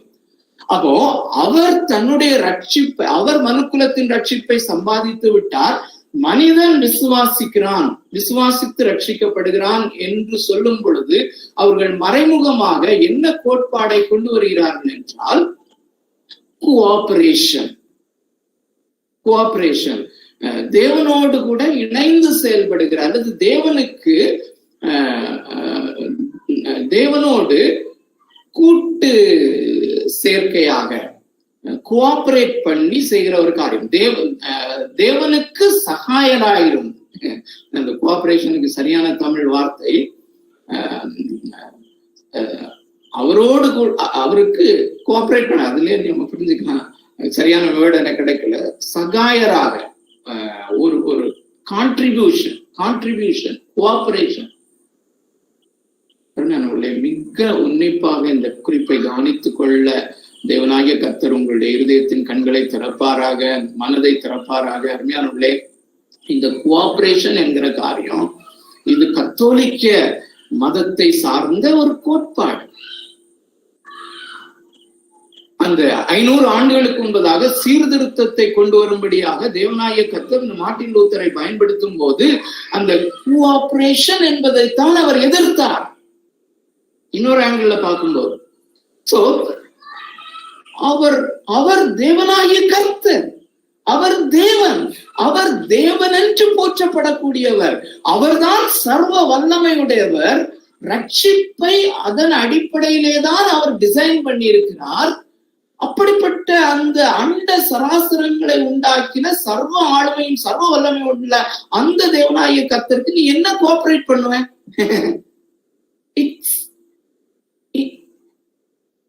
It's amazingly ridiculous. So cooperation அல்ல, அவர்தாமே மனுஷனை ரட்சிக்கிறார். அவர் தாமே தேவன் என்று மகிமைப்படுத்தும்படியான விதத்திலேதான் நானும் நீங்களும் என்ஜாய் பண்ணுகிற இந்த ரட்சிப்பை வடிவமைத்திருக்கிறார். 2 காரியங்களை கொண்டு வர விரும்புகிறேன். ஒன்று, ரட்சிப்பினுடைய மேன்மையை இங்க நம்ம பார்க்கிறோம். 2வது, கிருபையினுடைய அந்த மேன்மை. சோ நம்ம ஒரு வசனத்தை வாசிக்கலாம். எபேசியருக்கு எழுதின நிருபம் 2வது அதிகாரம் 8வது வசனமும் 9வது வசனம். அருமையானவர்களே, இந்த நாளினுடைய இந்த பகுதி, இந்த நாளினுடைய பைபிள் ஸ்டடி மிகவும் முக்கியமான காரியம். தெளிவாக காரியங்களை கொண்டு வர தேவனாகிய கர்த்தர் எனக்கு உதவி செய்வாராக. நாம் தெளிவாக இதை கிராஸ் பண்ணி தேவனாகிய கர்த்தரை தேவனென்று மகிமைப்படுத்த அவர் நம்ம ஒவ்வொருவருக்கும் கிருபை பாராட்டுவாராக, உதவி செய்வாராக. 8வது வசனமும் 9வது வசனமும் சேர்த்து வாசிக்கிறேன். கிருபையினாலே விசுவாசத்தை கொண்டு ரட்சிக்கப்பட்டீர்கள், இது உங்களால் உண்டானது அல்ல, இது தேவனுடைய ஈவு. அடுத்த வசனம், ஒருவரும் பெருமை பாராட்டாதபடிக்கு இது கிரியைகளினால் உண்டானது அல்ல. அருமையானவர்களே, இந்த டிசைன், இந்த ரட்சிப்பினுடைய டிசைன், அதனுடைய பர்பஸ பாருங்க, தெளிவாக பாருங்கள். ஒருவரும் பெருமை பாராட்டக்கூடாது. மாம்சமானவர் பெருமை பாராட்டுவதை தேவன் வெறுக்கிறார். அந்த பாயிண்ட கொண்டு வர விரும்புகிறேன். ஒருவரும் பெருமை பாராட்டாதபடிக்கு எப்படி டிசைன் பண்ணியிருக்கிறார்னா, கிரியைகளினாலே, மனுஷனுடைய கிரியைகளினாலே அது உண்டாகாதபடிக்கு முழுக்க முழுக்க கிருபையினால் உண்டாகும் விதத்திலே வடிவமைத்திருக்கிறார். கிரியை என்பது அதை நம்ம எழுதணும்னா ஒரு வெர்பு ஃபார்ம்ல எழுதுவோம், வெர்பு ஃபார்ம்ல. ஆனால் விசுவாசம் என்பது ஒரு வெர்பே கிடையாது. அதாவது ஒரு கிரியைக்கு மாறானதாக கொண்டு வருகிறார். பிலீவிங் அப்படின்னு சொல்லி வெர்பு தான், பட் ஸ்டில் அவர் கொண்டு வருகிற அந்த தாற்பயம் என்னவென்றால், கிரியைக்கு எதிர்மறையாக, ராடிக்கலி ஆப்போசிட்டாக இருக்கிற ஒரு காரியத்தை கொண்டு வர வேண்டும் என்று அந்த கிருபையையும் விசுவாசத்தையும் கொண்டு வருகிறார். சோ நாம் அறிந்து கொள்ள வேண்டிய காரியம், கிருபையும் விசுவாசமும் இந்த ரெண்டும் ட்வின் சிஸ்டர்ஸ் அப்படின்னு சொல்லி சமீபத்துல இடத்துல சொன்னேன். சோ ட்வின் சிஸ்டர்ஸ், இந்த ரெண்டும் ஒன்றாகத்தான் செயல்படும். சோ என்ன சொல்கிறார் என்றால், கிருபையினாலே விசுவாசத்தை கொண்டு ரட்சிக்கப்பட்டீர்கள், இது உங்களால் உண்டானது அல்ல என்று சொல்லும் போது சில பேர் சொல்லுவார்கள், சொல்ல முயற்சி செய்வார்கள், இது உங்களால் உண்டானது அல்ல அப்படிங்கிறது கிருபையை மாத்திரம் குறிக்குது, விசுவாசத்தை அல்ல அப்படின்னு சொல்லி. அப்படி அல்ல, அது தவறான ஒரு விளக்க உரை. அருமையானவர்களே, நன்றாக கவனிங்கள். இந்த வசனத்துடைய அர்த்தம் என்னவென்றால், கிருபையும் விசுவாசமும் கொண்டு கொடுக்கப்படுகிற இந்த ரட்சிப்பு, ஈவாக அருளப்படுகிற இந்த ரட்சிப்பு, கிருபையும் விசுவாசத்தையும் கொண்டு அருளப்படுகிற இந்த ரட்சிப்பு, இந்த மூன்றுமே ஒரு பேக்கேஜ் மாதிரி ஈவாக அருளப்படுகிறது. ஏனென்றால் மனிதன் அந்த பாவத்தின் வீழ்ச்சியிலே விசுவாசிக்க கூட இயலாதவனாக, மரித்தவனாக இருக்கிறான். அதெல்லாம் நம்ம பார்ப்போம். அதுக்கு முன்னால அருமையானவர்களே, ஒருவேளை உங்களுக்கு சந்தேகம் இருக்குமானால் அந்த முதல் நிலை சந்தேகத்தை அதை போக்கும்படியாக பிலிப்பியருக்கு எழுதின நிருபம் 1வது அதிகாரம் 29வது வசனத்தை நான் வாசிக்க விரும்புகிறேன். தயவு செய்து வேதாகமம் அருகாமையில் இருக்குமானால் எடுத்து உங்களுடைய வேதாகமத்தை திறந்து கருத்தூன்றி பார்க்க உங்களை அன்போடு கேட்கிறேன். 1வது அதிகாரம் 29வது வசனம். ஏனெனில் கிறிஸ்துவினிடத்தில் விசுவாசிக்கிறதற்கு மாத்திரமல்ல, அவர் நிமித்தமாக பாடுபடுகிறதற்கும் உங்களுக்கு அருளப்பட்டிருக்கிறது. இங்கே அப்போஸ்தலனாகிய பவுல் தெளிவாக 2 காரியங்கள் உங்களுக்கு அருளப்பட்டிருக்கிறது என்று சொல்லுகிறார். என்ன அருளப்பட்டிருக்கிறது? முதலாவது, கிறிஸ்துவினிடத்திலே விசுவாசிக்கிறதற்கு உங்களுக்கு அருளப்பட்டிருக்கிறது. It has been granted unto you to believe, to put faith. இரண்டாவதாக, நீங்கள் பாடுபடுகிறதற்கும் அருளப்பட்டிருக்கிறது. It has been granted to you to suffer. அப்போ விசுவாசம் அருளப்படுகிற ஒரு காரியம் என்பதற்கு மிக தெளிவான வசனம் இன்னும் உண்டு. இப்ப நம்ம திரும்ப எபேசியருக்கு எழுதின நிருபம் 2வது அதிகாரத்துக்கு நம்ம வருவோம். இந்த ஒரு ஃப்ரேஸ் அருமையானவர்களே, உங்களுடைய இருதயத்திலே, நம்முடைய இருதயத்திலே மிக ஆழமாக ஆணி அடித்து பதித்துக் கொள்வோம். நாம் எப்படி ரட்சிக்கப்பட்டோம் என்றால், பை கிரேஸ் த்ரூ ஃபெய்த். கிருபையினாலே விசுவாசத்தை கொண்டு. அப்போ முதலாவது கிருபைனா என்ன அப்படின்னா, தம்பி ரொம்ப அழகான விளக்கம் சொன்னாங்க. அது ரொம்ப சரியான ஒரு காரியம். பிச்சை தான். நான் அடிக்கடி சொல்ற மாதிரி பிச்சைனா எப்படிப்பட்ட பிச்சைக்காரர்களாக நாம் இருந்தோம் அல்லது இருக்கிறோம் என்றால், ஒரு பிச்சை பாத்திரம் கூட இல்லாத பிச்சைக்காரன். அப்போ நமக்கு தாராளமாய் கொடுக்கும்படியாக வந்த அந்த தனவந்தன் நம்மை ஆசீர்வதிக்கும்படியாக நினைத்து பிச்சை பாத்திரம் கூட இல்லாம அந்த தேசியா நின்ன நமக்கு ஒரு பிச்சை பாத்திரத்தை, அந்த பாத்திரத்தை பிடி, அதுல நான் போடுறேன் அப்படின்னு சொல்லி அந்த பாத்திரத்தை கொடுத்தார் அல்லவா, அந்த பாத்திரம் தான் விசுவாசம். அந்த பிச்சை போட்டார் அல்லவா, அதுதான் கிருபை. இன்னொரு விதத்திலே இன்னொரு அனாலஜி, இன்னொரு இல்லஸ்ட்ரேஷன் சொல்லுகிறேன், விளங்கிக் கொள்ள முயற்சி செய்வோம். இதை டிஃப்ரெண்ட் ஆங்கிள் நாம தெரிந்து இதை நாம் பார்ப்பது மிக அவசியம். கிருபை என்பது ஹெவன்லி கரன்சி. கரன்சின்னு சொல்றதை காட்டிலும், கரன்சின்னு சொன்னாலே இப்ப நம்ம வேற மாதிரி யோசிக்க ஆரம்பிக்கிறோம். அந்த ஹெவன்லி ரீசோர்ஸ் அல்லது ஹெவன்லி பவர் என்றால் கவனிங்கள், படைத்த கடவுளில் இடத்திலிருந்து, படைத்த தேவனாகிய கர்த்தரிடத்திலிருந்து படைக்கப்பட்ட மனுஷனுக்கு ஏதோ ஒரு ஆசீர்வாதம் வர வேண்டுமானால் அது கிருபை என்கிற வடிவிலே தான் வர வேண்டும். It comes in the form of grace. Any help, anything. இப்ப மோடி உயிரோடு இருக்கிறார் என்றால் நம்முடைய காட் ஆஃப் த பைபிள், தேவனாகிய கர்த்தர், வேதாகமத்தின் தேவனாகிய கர்த்தர் அருளுகிற அந்த பிச்சை கிருபை, காமன் கிரேஸ் என்றதை சொல்வார்கள். சோ எனி காமன் கிரேஸ் ஆனாலும் சரி, ஸ்பெஷல் கிரேஸ் ஆனாலும் சரி, தேவன் மனிதனை ஆசீர்வதிக்கும்படியாக மனிதனுக்கு எதையாவது கொடுக்க வேண்டுமானால் அது ஒரு கிருபை என்கிற வடிவிலே வருகிறது. இந்த கிருபை அங்கிருந்து இங்க வரணும்னா ஒரு பைப் லைன் தேவைப்படுது. அந்த பைப் லைன் தான் ஃபெய்த், விசுவாசம். நாம் வேற நாடுகளுக்கு போவோமையானால் அந்த நாட்டில் உள்ள எலக்ட்ரிசிட்டி, அந்த பவர், அதை நாம் பயன்படுத்த வேண்டுமானால் அவங்க ஒரு பிளக் பாயிண்ட் கொடுப்பாங்க. நம்ம கொண்டு போற பிளக் பாயிண்ட் தூரப்பட வேண்டியதுதான். அவங்க ஒரு பிளக் பாயிண்ட் கொடுப்பாங்க. அந்த பிளக் பாயிண்ட்ல நம்முடைய மொபைல சார்ஜ் பண்றதுக்கு ஏதாவது வழி இருக்கான்னு பார்த்து அந்த பிளக் பாயிண்ட், அந்த கவர்மெண்ட் கொடுக்கிற அந்த நாட்டினுடைய பிளக் பாயிண்ட் தான் விசுவாசம். அந்த நாட்டினுடைய எலக்ட்ரிசிட்டி தான் கிருபை. சோ கிருபை தான் நம்மை ரட்சிக்கிறது. The grace of God, தேவனாகிய கர்த்தருடைய கிருபை தான் என்னையும் உங்களையும் ரட்சிக்கிறது. அதற்கு அந்த விசுவாசம் என்கிற பிச்சை பாத்திரம், அந்த பைப் லைன் தேவைப்படுகிறது. அதையும் அவரே அருள்கிறார். நான் என்ன செய்யறேன்? ஒன்றுமே செய்ய முடியாது. அதைத்தான் 2வது அதிகாரத்தினுடைய ஆரம்பத்திலே சொல்லுகிறார். அருமையானவர்களே, ரொம்ப முக்கியமான காரியம். கருத்தூன்றி உங்களுடைய வேதாகமத்திலே தெளிவாக பாருங்கள். ஒவ்வொரு வசனமாய் வாசிக்கிறேன் என்று கவனியுங்கள். அருமையானவர்களே, இன்னும் இந்த வசனத்துக்குள் போவதற்கு முன்பதாக ஒரு காரியத்தை நாம் தெரிந்து கொள்ள வேண்டும்.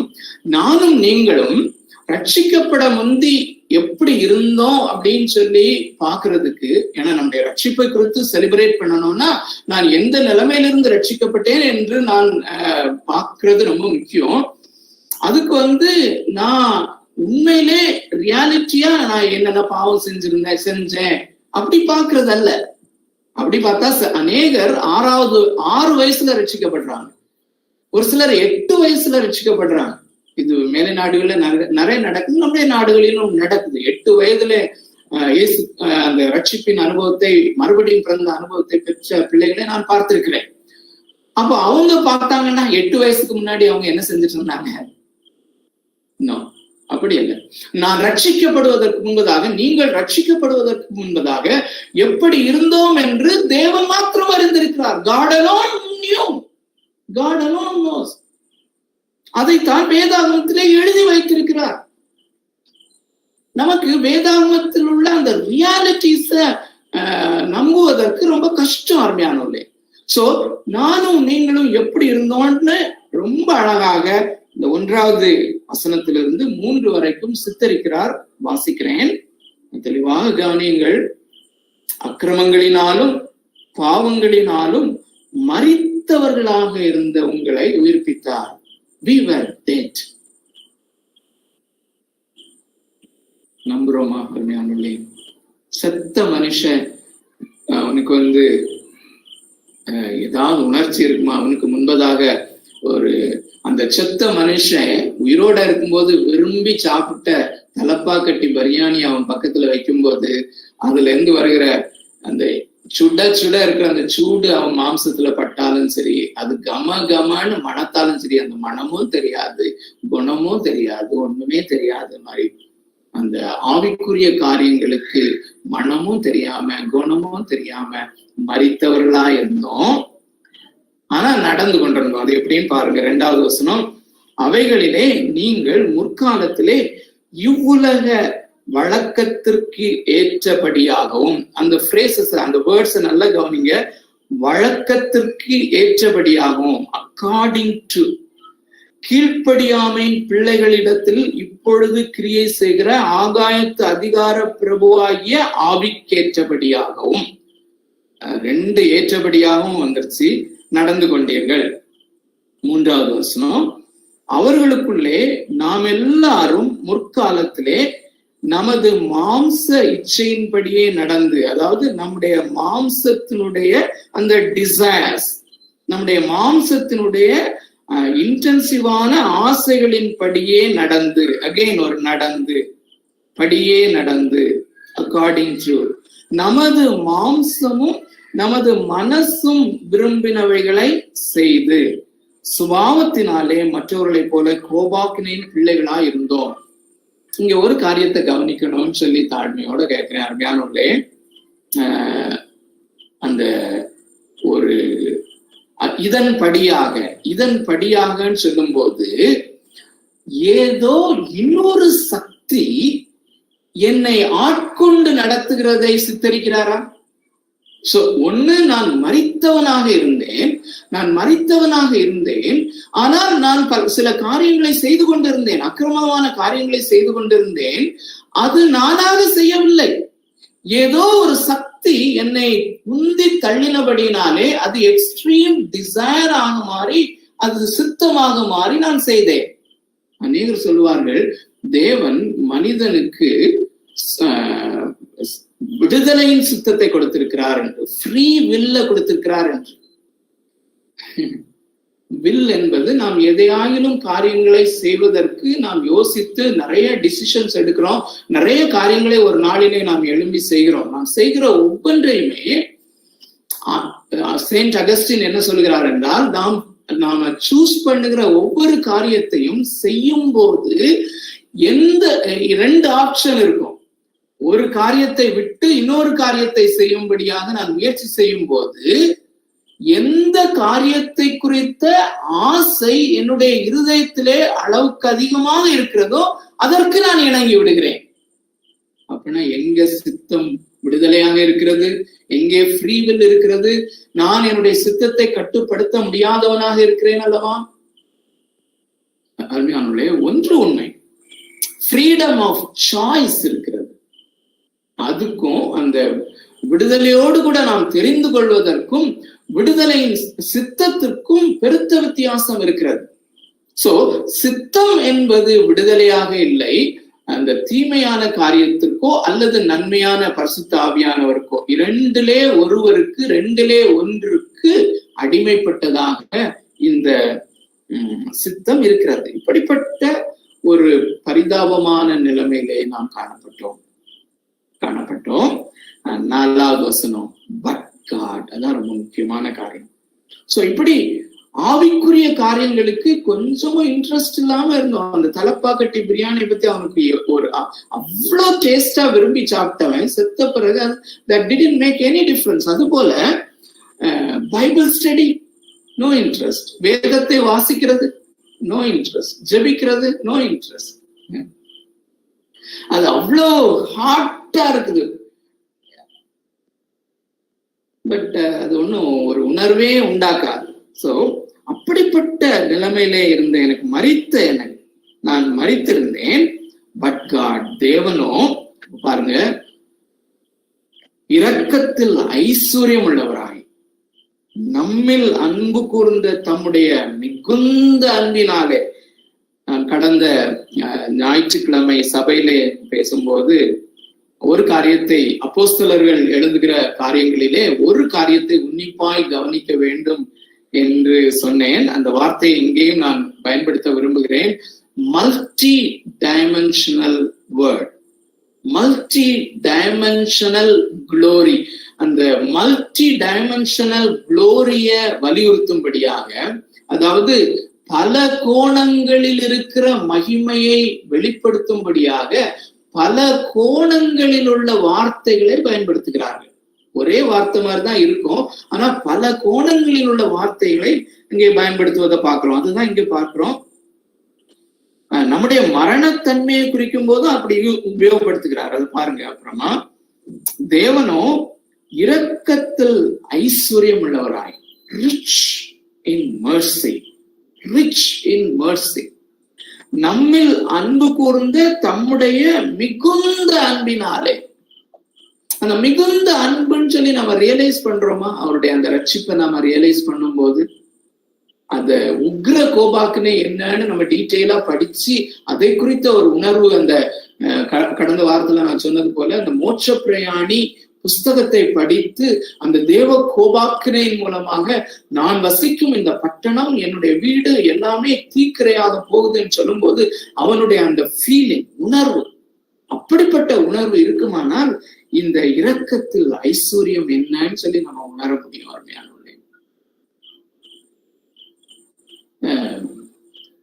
நான் நினைக்கிறேன், நாகர்கோயில்ல பைபிள் ஸ்டடி பண்ணும்போது இந்த இல்லஸ்ட்ரேஷன் சொன்னேன்னு சொல்லி சொல்றேன். அருமையானே, இந்த நான் முதல்ல சொன்னேன் இல்லையா, நல்லா கவனிங்கள், நம்முடைய ஜெனரல் ஓரியன்டேஷன் லைஃப்னாலே இந்த உலகத்துல நாம வாழ்கிற வாழ்க்கை தான் லைஃப்னு நினைச்சிருக்கிற அந்த ஓரியன்டேஷன்ல நம்ம இருக்கிறோம். அது அல்ல, தௌசண்ட் டைம்ஸ் இல்ல. அருமையானே, இது ஷேடோ லைஃப்னு நான் சேர்த்து சொல்லல, இது ஷேடோ. என்னோடும் உங்களோடும் கடந்த ஞாயிற்றுக்கிழமை சொன்னேன், அந்த இயேசு கடைசியா அவருடைய சீஷர்களோடு கூட ராப்போஜனம் பண்ணும்போது சொன்னாரு, என்னுடைய பிதாவினுடைய வீட்டுல நான் உங்களோடு கூட இணைந்து நவமான ரசத்தை நான் குடிக்கும் அளவும் நான் இந்த ரசத்தை குடிப்பதில்லைன்னு சொன்னார். அதுக்கு அர்த்தம் என்னன்னா, சீஷர்களே, விசுவாசிகளே, உங்களையும் என்னையும் பார்த்து, நீங்களும் நானும் இந்த இயேசுவோடு கூட இணைந்து பரலோகத்திலே பிதாவின் வீட்டிலே அந்த திராட்சரசத்தை குடிப்பதற்கும் புசிப்பதற்கும், அல்லது அந்த ஹெவன்லி பேங்க்வெட்ல உங்களோடும் என்னோடும் இயேசு என்ஜாய் பண்றத ஆவலோடு காத்து கொண்டிருக்கிறார், ஆவலோடு காத்து கொண்டிருக்கிறார். சோ அதுதான் லைஃப், அதுதான் நம்முடைய ஹோப், அதுதான் நம்முடைய நம்பிக்கை. ஆனா அப்படி நம்முடைய ஓரியன்டேஷன் இருக்கிறதுனால அதை நம்ம விட்டுட்டோம், அதை பத்தி நம்ம யோசிக்கிறதே இல்லை. பொதுவா எல்லாரையும் நான் சொல்லல, பொதுவாக விசுவாசிகள் நிறைய அப்படி ஆகிவிட்டபடினாலே இந்த உலகத்தினுடைய காரியத்தை தான் உலகம் அப்படின்னு நினைச்சு, இங்கதான் வாழ்க்கை அப்படின்னு நினைச்சிட்டு இருக்கிறதுனால இந்த தேவனோ இரக்கத்தில் ஐஸ்வர்யம் உள்ளவராய் அப்படின்னு சொல்லும்போது அப்படியா, that doesn't make any sense. ஒரு இல்லஸ்ட்ரேஷன் நான் சொல்லுவேன், அதான் நாகர்கோயில பயன்படுத்தினேன். நானும் என்னுடைய சகோதரனும், எங்க அப்பாவுக்கு 2 குமாரர்கள்னு வச்சுக்கோங்க. அப்பா இறந்துட்டாரு. என்னுடைய அண்ணன் மூத்த சகோதரன் சென்னையில இருக்கிறான். சோ நான் இங்க இருக்கிறேன். நான் ரொம்ப பாவர்ட்டியில இருக்கிறேன். என்னுடைய பிள்ளைகளை காப்பாத்துறதுக்கு, என்னுடைய பிள்ளைகளுக்கு ஒருவேளை சாப்பாட்டுக்கு கூட கஷ்டத்தோட நான் வாழ்க்கையை நடத்திட்டு இருக்கிறேன். அப்போ திடீர்னு அண்ணன் எனக்கு ஒரு செய்தி அனுப்புகிறான், தம்பி நான் அப்பா விட்டுட்டு போன ரெக்கார்ட்ஸ் எல்லாம் ரொம்ப தேடி ஆராயும் போது பார்த்துட்டு இருக்கும்போது ரொம்ப செல்லரித்து போன ஒரு பழைய ரெக்கார்டை பார்த்தேன். அந்த ரெக்கார்ட் படி, அந்த ரெக்கார்டை நான் உன்னிப்பா வாசிக்கும் போது, அப்பாவே நமக்கு ஏதோ ஒரு காரணத்தினால அதை குறித்து சொல்லாம விட்டாங்க. அதுல பாரிஸ் கார்னர்ல நமக்கு 200 crores 200 கோடி வர்த்துக்குள்ள ஒரு ப்ராப்பர்ட்டியும் பில்டிங்கும் அது நமக்கு சொந்தமானது அப்படின்னு கண்டுபிடிச்சேன். அப்புறம் வக்கீல்கிட்ட எல்லாம் பேசி அது கேஸ் எல்லாம் ஃபைல் பண்ணி எல்லாம் முடிவாயிடுச்சு. அத நீ வந்தீன்னா அந்த ரெக்கார்டையும் நீ வாங்கிக்கலாம், அந்த ப்ராப்பர்ட்டியை நீ பார்க்கலாம், 100 கோடி உனக்கு 100 கோடி எனக்கு. அப்படி சொல்லும் போது எவ்வளவு எக்ஸைட்மெண்ட் இருக்கும், எவ்வளவு ஜாய் இருக்கும். நான் ஒரே நாள்ல நான் பிச்சைக்காரன் மாதிரி இருந்தேன், நான் கோடீஸ்வரன் ஆக போறேன், அதுவும் 1-2 கோடி அல்ல, 100 கோடிக்கு நான் அதிபதியாக போறேன் அப்படின்னு சொல்லி ஒரு எக்ஸைட்மெண்ட். அருமையானே, அதை காட்டிலும் அது ஒரு டிராப்லெட்னு வச்சுக்கோங்க. அது ஒரு முழு உலகத்தில் உள்ள எல்லா சமுத்திரங்களின் தண்ணீரிலிருந்தும் எடுக்கப்பட்ட ஒரு டிராப் தண்ணீர்ல இருந்து வருகிற டிராப்லெட், ஒரு துகள், ஒரு டிராப்புடன் டிராப்லெட் துகள். அந்த 100 கோடி இரக்கத்தில் ஐஸ்வர்யம் உள்ளவராய், the richness of God, அதுதான் அந்த கிருபை. அருமையானவர்களே, நம்மை அந்த நித்தியமாய் நரகத்துல அங்கே அலறுதல், அங்கே வேதனை, அங்கே புழு சாவதும் இல்லை, அங்கே அக்கினி அவியும் செய்யாது, அங்கிருந்து அவர் இழுத்து எடுத்தாரே, அதற்கு அவர் செய்த காரியம் என்ன? இரக்கத்தில் ஐஸ்வர்யத்தை உங்கள் மேலும் என் மேலும் காண்பித்தார்.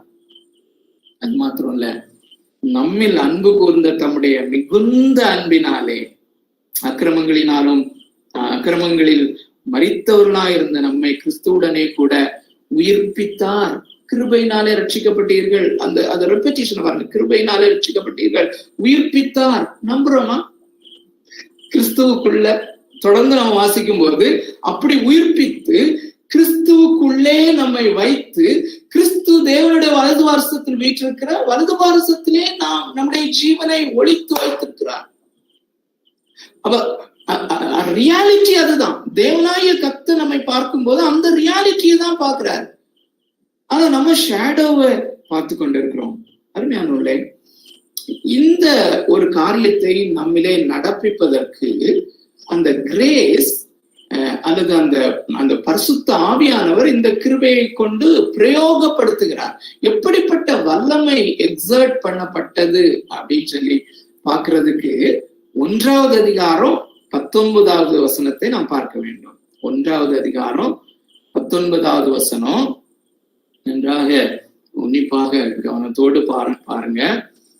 தாம் கிறிஸ்துவை, அதாவது தேவனாகிய கர்த்தர் கிறிஸ்துவை மரித்தோரிலிருந்து எழுப்பி அவரிடத்தில் நடப்பித்த தமது பலத்த சத்துவத்தின் வல்லமையின்படியே விசுவாசிக்கிறவர்களாகிய நம்மிடத்திலே காண்பிக்கும் தம்முடைய வல்லமையின் மகாமேன்மையான மகத்துவம் இன்னதென்றும் நீங்கள் அறியும்படிக்கு அவர் உங்களுக்கு பிரகாசமுள்ள மனக்கண்களை கொடுக்க வேண்டும் என்று வேண்டிக் கொள்கிறேன். இப்போ இந்த 2வது அதிகாரம் 4வது வசனத்துல வாசித்த அந்த இரக்கத்தின் ஐஸ்வர்யம் அந்த 100 crores worth ப்ராப்பர்ட்டியை விட ஐஸ்வர்யமானதுன்னு நம்மளால ஏன் அதை உணர முடியலன்னா, அதை ரியலைஸ் பண்ண முடியலன்னா, அவர் நம்மளே ஒரு மிகுந்த அன்பு கூர்ந்தாரு அப்படின்னு சொல்லி அந்த கேன்சர்ல இருந்து என்ன சுகமாக்குறதை காட்டிலும் மிகுதியான அன்பை பொழிந்தார் என்று என்னால ஏன் ரியலைஸ் பண்ண முடியலன்னா, பிரச்சனை என்னன்னா, நம்முடைய உள்ளான கண்கள், பிரகாசம் உள்ள மனக்கண்கள் நமக்கு இல்லாம போச்சு. இருந்துச்சு, நம்ம ரட்சிக்கப்பட்ட அன்னைக்கு இருந்துச்சு, அதுக்கப்புறம் கொஞ்சம் கொஞ்சமா மங்கி போச்சு. அதுக்குதான் எபேசிய அந்த விசுவாசிகளுக்கு எழுதும் போது விசுவாசிகளுக்காக அவர் ஜெபிக்கும் போது ஜெபிக்கிறார், ஆண்டவரே அவருடைய இருதயத்தின் கண்களை திறந்தருளும், இந்த கிருபையினால அவங்கள அந்த நித்திய ஆக்கினையிலிருந்து ரட்சித்தீரே, இழுத்து விட்டீரே, அது எப்படிப்பட்ட வல்லமைன்னு சொல்லி திரும்பியும் அருமையானுடைய ப்ளீஸ் அந்த multi dimensional glorious multi dimensional வேர்ட்ஸை பாருங்க. இயேசு கிறிஸ்துவை மரித்தோரிலிருந்து எழுப்பும்படியாக தேவன் செலவு செய்த அந்த வல்லமை, அந்த கிருபை, அல்லது அந்த வல்லமை கிருபையின் ஃபார்ம்ல வருது, பரிசுத்த ஆவியானவர். சோ அவரிடத்தில் நடப்பித்த அந்த இயேசு கிறிஸ்துவின் இடத்திலே நடப்பித்த தேவனாகிய கர்த்தருடைய பலத்த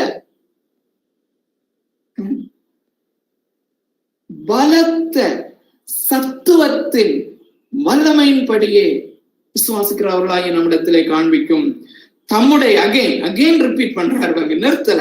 தம்முடைய வல்லமையின் மகா மேன்மையான மகத்துவம் என்னதென்றும்.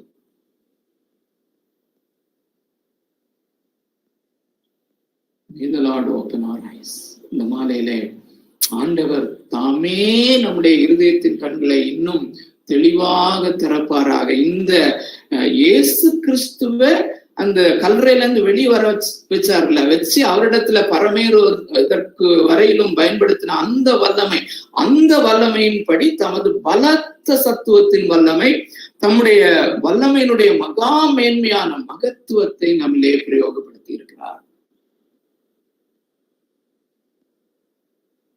நீங்களும் நானும் ஒண்ணுமே செய்ய முடியாம இருந்தோம், மரித்தவர்களாக இருந்தோம், விசுவாசிக்க முடியாதவர்களாக இருந்தோம். அருமையானவர்களே, அடுத்த வாரத்துல இந்த விசுவாசம் அப்படின்னா என்ன, இந்த கிருபையையும் விசுவாசத்தையும் நாம் சரியாக புரிந்து கொண்டோம். ஆனால் கிருபை என்றால் என்ன, விசுவாசம் என்றால் என்ன, அந்த விசுவாசம் அருளப்படுகிற அந்த தன்மை என்ன என்பதை தெளிவாக நாம் புரிந்து கொண்டோமானால் என்னுடைய ரட்சிப்பிலே தேவனை தேவனாக மகிமைப்படுத்துதல் நடைபெறும். இது ரொம்ப முக்கியமான ஒரு காரியம்.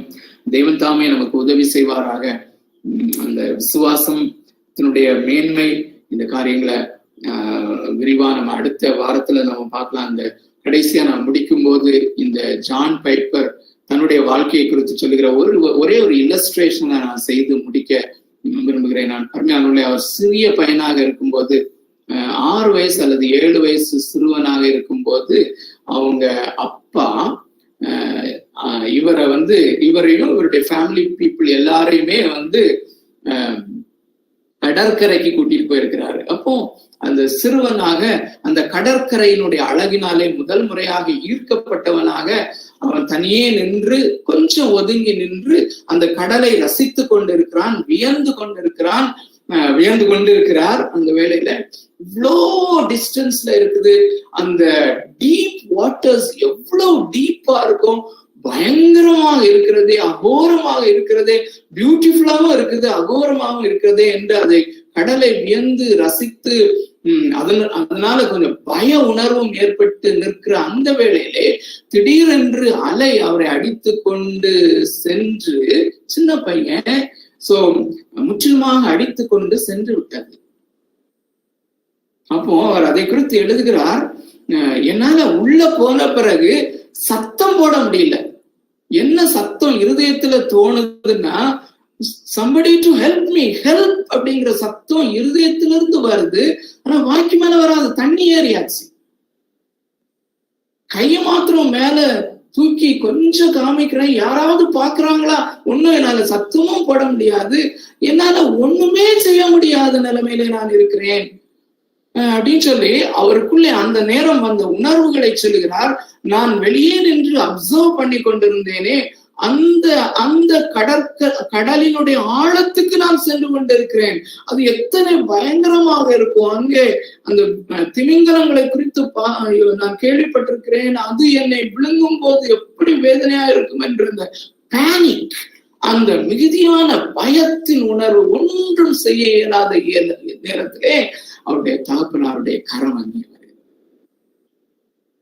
ஒரு கரம், தகப்பனார்னு தெரியாதுன்னா அவருக்கு அவர் சொல்லுகிறார், எனக்கு I was sure that it was the hand of my father.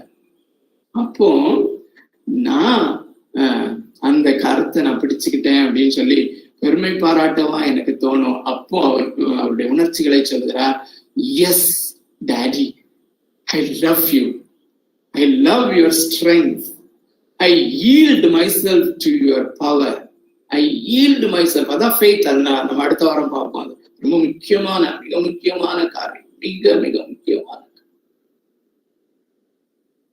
I love you, Dad. தேவனாகிய கர்த்தர் இந்த மாலை வேளையிலே என்னுடையவும் உங்களுடையவும் இருதயத்தின் கண்களை இன்னும் திறந்து மல்டி டைமென்ஷனல் வேர்ட்ஸ் உடைய அந்த மல்டி டைமென்ஷனல் வேர்ட்ஸ்ல பொதிந்திருக்கிற அந்த மல்டி டைமென்ஷன் மகிமையை, மகத்துவத்தை நாம் காண, ருசிக்க தேவன் தாமே நமக்கு உதவி செய்வாராக. தொடர்ந்து ஃப்ரெடி ஹேண்ட் ஓவர் பண்ற யாராவது ஒருவர் ஜபித்த பின்பு நாம் கொஞ்ச நேரம் இன்டராக்ஷனுக்கோ கேள்விக்கோ நம்ம வைத்துக் கொள்ளலாம். தேங்க்யூ. இந்த நாளிலும் நம்ம கேட்ட இந்த சத்தியம் இதிலே நாம் தொடர்ந்து வளருவதற்கான ஒரு கிருபை செய்யணும். ஏன்னா இன்னைக்கு சபைகளுடைய அவல நிலையும் நம்ம பார்க்கும் பொழுது இந்த சத்தியத்தை ஏற்றுக்கொள்ள முடியாத அளவுக்கு இன்றைக்கு உபதேசங்கள் இருந்து கொண்டிருக்கிறது. ஆனால் தேவன் மாத்திரமே சர்வ ஆளுமையுள்ள தேவனாக எப்படி நம்மளுடைய அந்த ரட்சிப்பிலே எவ்வளவு வல்லமையாக மகிமையாக தேவன் செயல்பட்டு கொண்டே இருக்கிறார், நம்மை பசுத்தமாக்குகிற அந்த காரியத்திலும் தேவன் எப்படியாக தினந்தோறும் நம்மை நடத்தி கொண்டிருக்கிறார் அப்படின்ற காரியத்தை பார்க்கும் பொழுது தேவன் மிகவும் பெரியவர் என்று நாம் உணர்கிறோம். இந்த உணர்வு இன்றைக்கு கிறிஸ்தவர்களுக்கு வர வேண்டும். அதுக்காக நம்ம விசேஷமா ஜெபிக்கலாம். ஏவப்படுகிற யாராச்சும் ஒருத்தர் இந்த வசனத்திற்காகவும் ஆண்டவர் நம்மோடு பேசுற அந்த காரியங்களுக்காகவும் அங்கிளுக்காகவும் கூட யாராச்சும் ஒருத்தர் அப்படியே ஜெபிக்கலாம். ஏவப்படுகிற யாராச்சும் ஒருத்தர்.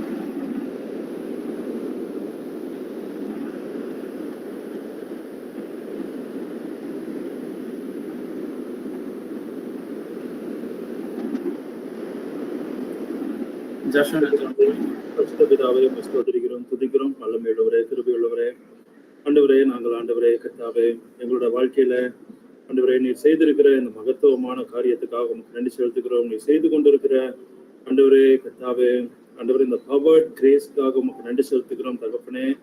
ஆண்டவரே நாங்கள் ஆண்டவரே கர்த்தாவே அக்கிரமங்களினாலும் பாவத்தினாலும் தேவனை ஆண்டவரே நினைக்க கூடாதபடிக்கு ஆண்டவரே கர்த்தாவே தேவனோடு உறவு இல்லாதவர்களாக ஆவி செத்ததாக ஆண்டவரே ஆத்மா செத்ததாக ஆண்டவரே சரீரத்தின்படி வாழ்ந்து கொண்டிருந்தோம். ஆண்டவரே கர்த்தாவே சரீர முயற்சி அற்ப பிரயோஜனம் என்று எழுதப்பட்டிருக்கிறது. ஆண்டவரே நாங்கள் ஆண்டவரே கர்த்தாவே ஆண்டவரே தேவனுக்கு பகையாளிகளாக ஆண்டவரே மாம்சத்தின்படி வாழ்ந்து ஆண்டவரே கர்த்தாவே தேவனை ஆண்டவரை பகைத்து கொண்டிருந்தோம், தேவனுக்கு கோபத்தை ஏற்படுத்தி கொண்டிருந்தோம். ஆனாலும் நீரோ ஆண்டவரே கர்த்தாவே உம்முடைய கிருபையினாலே ஆண்டவரே விசுவாசத்தை கொண்டு கர்த்தாவே நீர்களை ரட்சித்தீரே. ஆண்டவரே இந்த விசுவாசமும் கிருபையும் உம்மிடத்திலிருந்து வருகிறது என்பதை ஆண்டவரே நாங்கள் ஆண்டவரே இன்னும் கூட ஆழமாக கற்றுக்கொள்ளும்படிக்கு பரிசுத்த ஆவியானவர் நீர் எங்களுக்கு இன்னைக்கு பாராட்டின கிருபைகளுக்காக இரக்கத்துக்காக ஸ்தோத்திரிக்கிறோம், துதிக்கிறோம் தகப்பனே.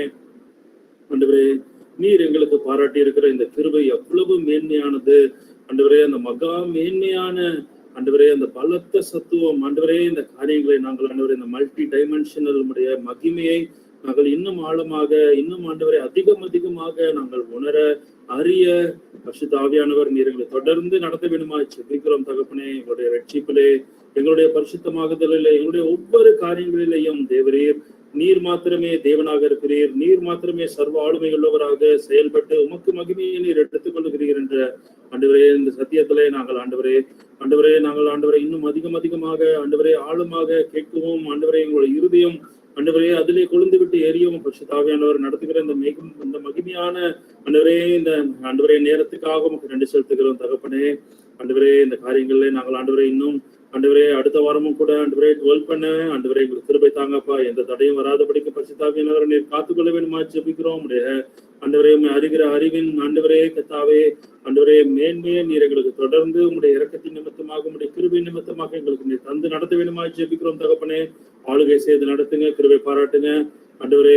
ஐசரின் பிள்ளைக்கு ஆண்டவரே கர்த்தாவே அவங்களுடைய ஆண்டவரே சோர்வான சூழ்நிலையிலையும் பலவீனமான சூழ்நிலையிலையும் பரிசுத்த ஆவியானவர் நீர் ஆண்டவரே உடைய பலத்தை தந்து இவ்வளவு தூரமாக ஆண்டவரே கர்த்தாவே இந்த காரியங்களை தெளிவாக பேசும்படிக்கு ஆண்டவரே எங்களுக்கு நீர் உணர்த்து வைத்த ஆண்டவரே உண்மை கர்த்தாவே உடைய பலத்தை நீர் அவருக்கு தந்து நடத்தின உடைய மகா கிருபைகளுக்காக இறக்கத்துக்காக ஸ்தோத்திரிக்கிறோம் துதிக்கிறோம் தகப்பனே. ஆண்டவரே தொடர்ந்து ஆண்டவரே நீர் அவரையும் நீர் ஆசீர்வாதத்தை நடத்துங்க ஆண்டவரே. உடைய பலத்தினால் இடை கட்டுங்க, உடைய கிருபையை நீர் அவருக்கு அதிகமாக தந்து ஆண்டவரே கர்த்தாவே நீர் ஆண்டவரே கர்த்தாவே நடத்த வேண்டுமா செபிக்கிறோம். எங்கள் மேல உடைய கிருபை அதிகமாக இருக்கட்டும். இந்த சத்தியத்திலே நாங்கள் வளர உண்மை மகிமைப்படுத்த உமக்கு சாட்சியாக வாழ கர்த்தாவே எங்களுக்கு வேண்டிய கிருபைகளை இன்னும் அதிகமாக தந்து நடத்த வேண்டுமா செபிக்கிறோம். இது ஆண்டவரே நாங்கள் எங்களுடைய வாழ்க்கையிலே ஆண்டவரே எங்களுடைய இருதயத்திலே எங்களுடைய ஆழ்ந்த சிந்தனையில நாங்கள் ஆண்டவரே நீர் எல்லாவற்றையும் செய்கிறீர் என்ற ஆண்டவரே அந்த சிந்தனை ஆண்டவரே எங்களுக்கு ஆண்டவரே ஆழமாக இறங்கும்படி கத்த கிருபை பாராட்ட வேண்டுமா ஜெபிக்கிறோம் தகப்பனே. ஆண்டவரே மறதியிலையோ அல்லது எந்த மானசீகமான சிந்தையிலையோ நாங்கள் ஆண்டவரே எங்களுடைய மாம்சத்தை குறித்து மேன்மை பாராட்டாதபடிக்கு ஆண்டவரே எங்களுடைய மாம்சம் ஒன்றுக்கும் உதவாது என்பதை நாங்கள் பார்த்திருக்கிறோம் தகப்பனே. ஆண்டவரே, அதை நாங்கள் உணர்ந்திருக்கிறோம். அதை குறித்து நாங்கள் ஜாக்கிரதையுள்ளவனாக இருக்க கர்த்தாவே எங்களுக்கு வேண்டிய கிருபையில தந்து நடத்துங்க. ஒவ்வொருவருக்கும் ஆண்டவரே இந்த சத்தியம் ஆண்டவரே இருதயத்துல இறங்கும்படிக்கு ஆண்டவரே கிருபை பாராட்ட வேணுமா ஜெபிக்கிறோம். ஆளுகை செய்து நடத்துங்க, கிருபை பாராட்டுங்க. தொடர்ந்து வரக்கூடிய ஜெப வேலையிலையும் ஆண்டவரே Q&A செஷன்லையும் இந்த கரம் இருக்கட்டும். இயேசுவின் மூலமாய் ஜெபிக்கிறோம் எங்கள் ஜீவனுள்ள நல்ல பிதாவே, ஆமென். இந்த வேளையிலேயும் உங்களுக்கு இன்றைக்கு நம்ம கேட்ட சத்தியத்தின் அடிப்படையில ஏதாவது கேள்விகள் இருக்குமே ஆனால் குயிக்கா அதை நீங்க கேட்கலாம்.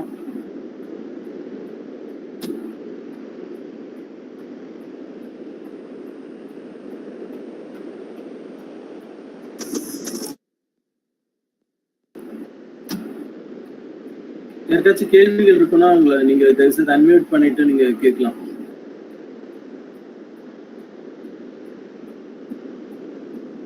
யாருக்கும் நேரம் ஆகுதுன்னு ஃபீல் பண்ணீங்கன்னா அவங்க லாக் அவுட் பண்ணிடலாம்.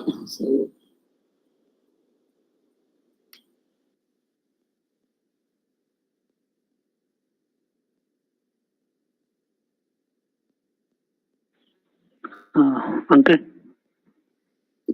எஸ் சொல்லுங்க. அங்கிள், அந்த ஃப்ரீடம் ஆஃப் வில்லுன்னு சொல்லிட்டு ஒரு விஷயத்த ஷேர் பண்ணீங்களா அங்கிள்? அதை ஒன்ஸ் மறுபடியும் கொஞ்சம் ரிமைண்ட் பண்ணுங்க அங்கிள். Okay, good. அதாவது ஆதாமும் ஏவாளை படிச்சு அந்த ஏதேன் தோட்டத்துல வைக்கும்போது பொதுவாக நமக்கு சொல்லப்பட்ட ஒரு காரியம் காத்திலேயே பரவி எப்படியோ தெரிந்தும் தெரியாமலோ எல்லா கிறிஸ்தவர்களுக்குள்ளேயும் ஊறி போயிருக்கிற ஒரு காரியம் எங்கிருந்து வந்ததுன்னு தெரியாது.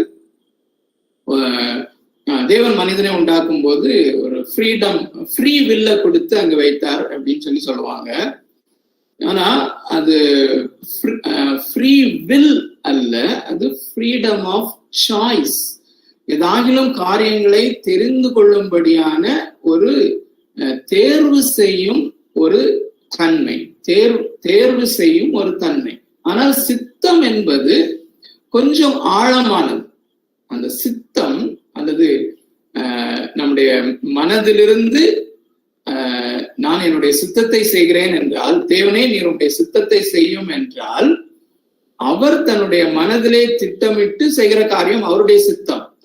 நான் என்னுடைய மனதிலே திட்டமிட்டு செய்கிற காரியம் சித்தம். சோ அந்த சித்தம் என்பது என்னுடைய தேர்வு நிலைக்கு கொஞ்சம் பின்னணியத்திலே இருக்கிறது. ஆனா அந்த சித்தம் அல்லது நான் எந்த காரியத்தை தேர்வு செய்கிறேன் என்பது என்னுடைய சித்தத்தினுடைய அடிப்படையில் எதை நான் சித்தம் கொள்ளுகிறேனோ அந்த காரியத்தை நான் சூஸ் பண்றேன். ஆனா அந்த சித்தம் என்கிற அந்த காரியம் எந்த காரியத்தை நான் அதிகமாய் ஆசைப்படுகிறேனோ அதிலே அந்த சித்தம் இணங்கி விடுகிறது அதுக்கு.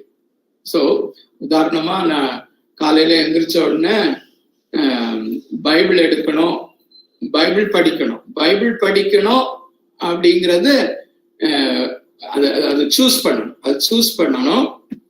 ஆனா இன்னொரு மனசு சொல்லுது கொஞ்ச நேரம் கூட தூங்கிடலாம் அப்படின்னு சொல்லுது. சோ இன்னொரு நேரம் கூட தூங்கிடலாம் அப்படின்னு சொல்லும்போது அந்த தூக்கத்துக்கான ஒரு டிசைர் அது ஒண்ணு இருக்குது. பைபிள் படிக்கணும்னு சொல்ற ஒரு டிசைர், ரெண்டு விருப்பங்கள் அங்கே போட்டி போடுகிறது. சோ அப்போ என்ன செய்யறோம், உடனே கொஞ்ச நேரம் கூட அலாம வச்சுட்டு நம்ம கொஞ்சம் கூட ஒரு 10 நிமிஷம் கூட தூங்கிடலாம் அப்படின்னு சொல்லி தூக்கத்தை தேர்வு செய்யும் போது அங்கே நான் என்னுடைய சித்தம் என்னுடைய தூக்கத்திற்கான விருப்பத்திற்கு அடிமையாக செயல்படுகிறது. சோ ஃப்ரீடம் ஆஃப் வில் அங்கே இல்லை, சுதந்திர சித்தம் அங்கே இல்லை. நான் அந்த பைபிள் படிக்கணுங்கிறது தான் என்னுடைய உள்ளான ஒரு விருப்பமா இருந்துச்சு. நான் கிறிஸ்டியன், எனக்கு இது படிக்கணும் அந்த விருப்பமும் இருந்துச்சு, இது இருந்துச்சு. ஆனா இந்த தூங்கணுங்கிற விருப்பம் டாமினன்ட்டா அந்த டைம்ல இருந்ததுனால நான் அதை செஞ்சுட்டேன். இன்னொரு சமயத்துல என்னுடைய சித்தம், நான் எந்திரிச்ச உடனே நம்ம இன்னைக்கு பைபிள் படிக்கிறத சூஸ் பண்ணுவோம்னு சொல்லி ஃபோர்ஸ்ஃபுல்லா நீங்க சூஸ் பண்ணுவீங்க. அன்னைக்கு அந்த பைபிள் படிக்கிற டிசைர் டாமினேட் பண்ணிச்சு, அதை செய்தோம். சோ சித்தம் சுதந்திரமாக இல்லை, என்னுடைய ஆசைக்கு அடிமையாக செயல்படுகிறது. ஓரளவுக்கு புரிய முடிஞ்சுச்சா நான் எதுவும் சொன்னேன்னா? ஓகே, ஓரளவுக்கு கிடைச்சிருச்சு அங்கிள். Okay okay okay.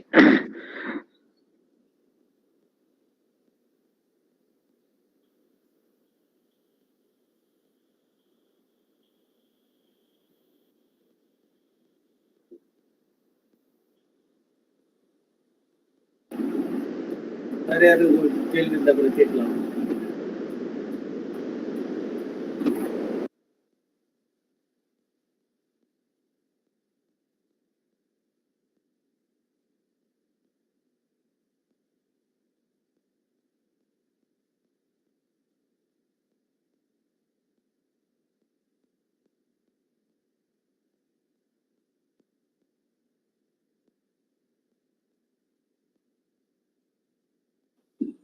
இல்லைன்னா முடிச்சுருங்க தம்பி.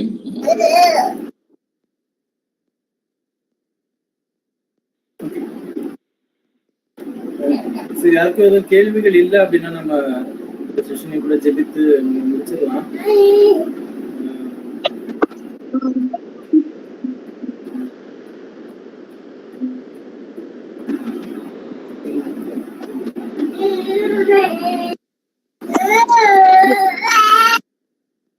ஹலோ. கேக்குது.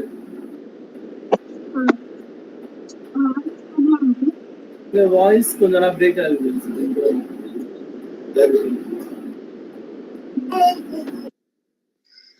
ஹலோ. இப்ப கேக்குது. இப்ப கேக்குதா?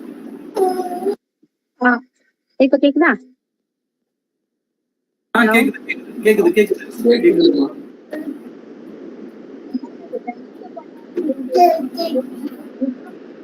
ரட்சிக்கப்படுவாங்களா? தெரிந்து கொள்ளப்பட்டவர்கள் மட்டும் ரட்சிக்கப்படுவாங்க. இல்ல, ஸ்டார்டிங்ல கொஞ்சம் பிரேக் ஆயிடுச்சுன்னு நினைக்கிறேன் வாய்ஸ். ஆமா, முழுமையா கேட்கல, இடையில கொஞ்சம் ஆயிடுச்சு. மறுபடியும் கேட்க முடியுமா? ஸ்டார்டிங்ல இருந்து கேட்கல.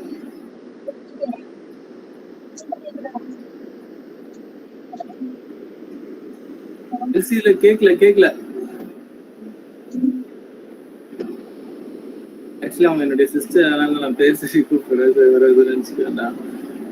எல்சி கேட்கல.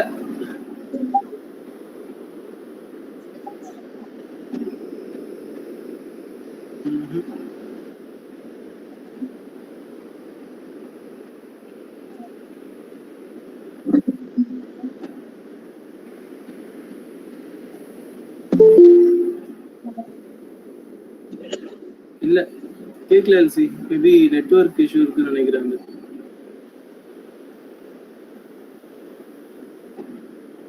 Hello Johnny.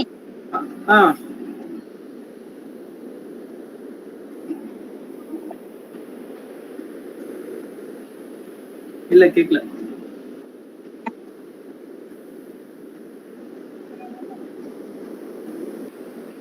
ஓகே, வேற யாருக்கும் எதுவும் கொஸ்டின் இருக்கா?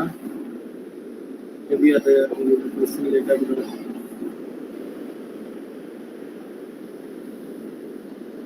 வேற யாருக்கு எதுவும் கேள்விகள் இருக்கா?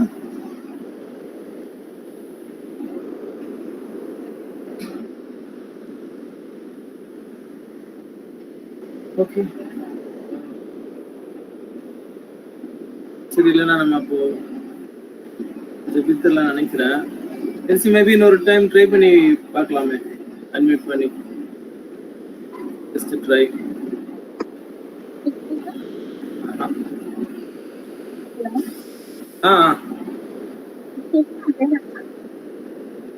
இல்ல, வாய்ஸ் அதான் பிரேக் ஆகி கேக்குது. சரி, ஓகே. மேபி அது இது பண்ணிட்டு நெக்ஸ்ட் வீக் கூட அதை கிளாரிஃபை பண்ணிக்கலாம் நினைக்கிறேன். அதுக்கு முன்னாடி அதை என்னன்றத போன் மூலமா சொல்லிட்டா கூட நம்ம நெக்ஸ்ட் வீக் அதுக்கான இதை கொடுப்போம். Okay, thank you. அண்ட் சரி, நம்ம ஜெபித்து இந்த நாளுக்கான பைபிள் ஸ்டடியை நம்ம நிறைவு செய்யலாம். சுந்தர் சிங், நான் ஜோம் பண்றீங்களா?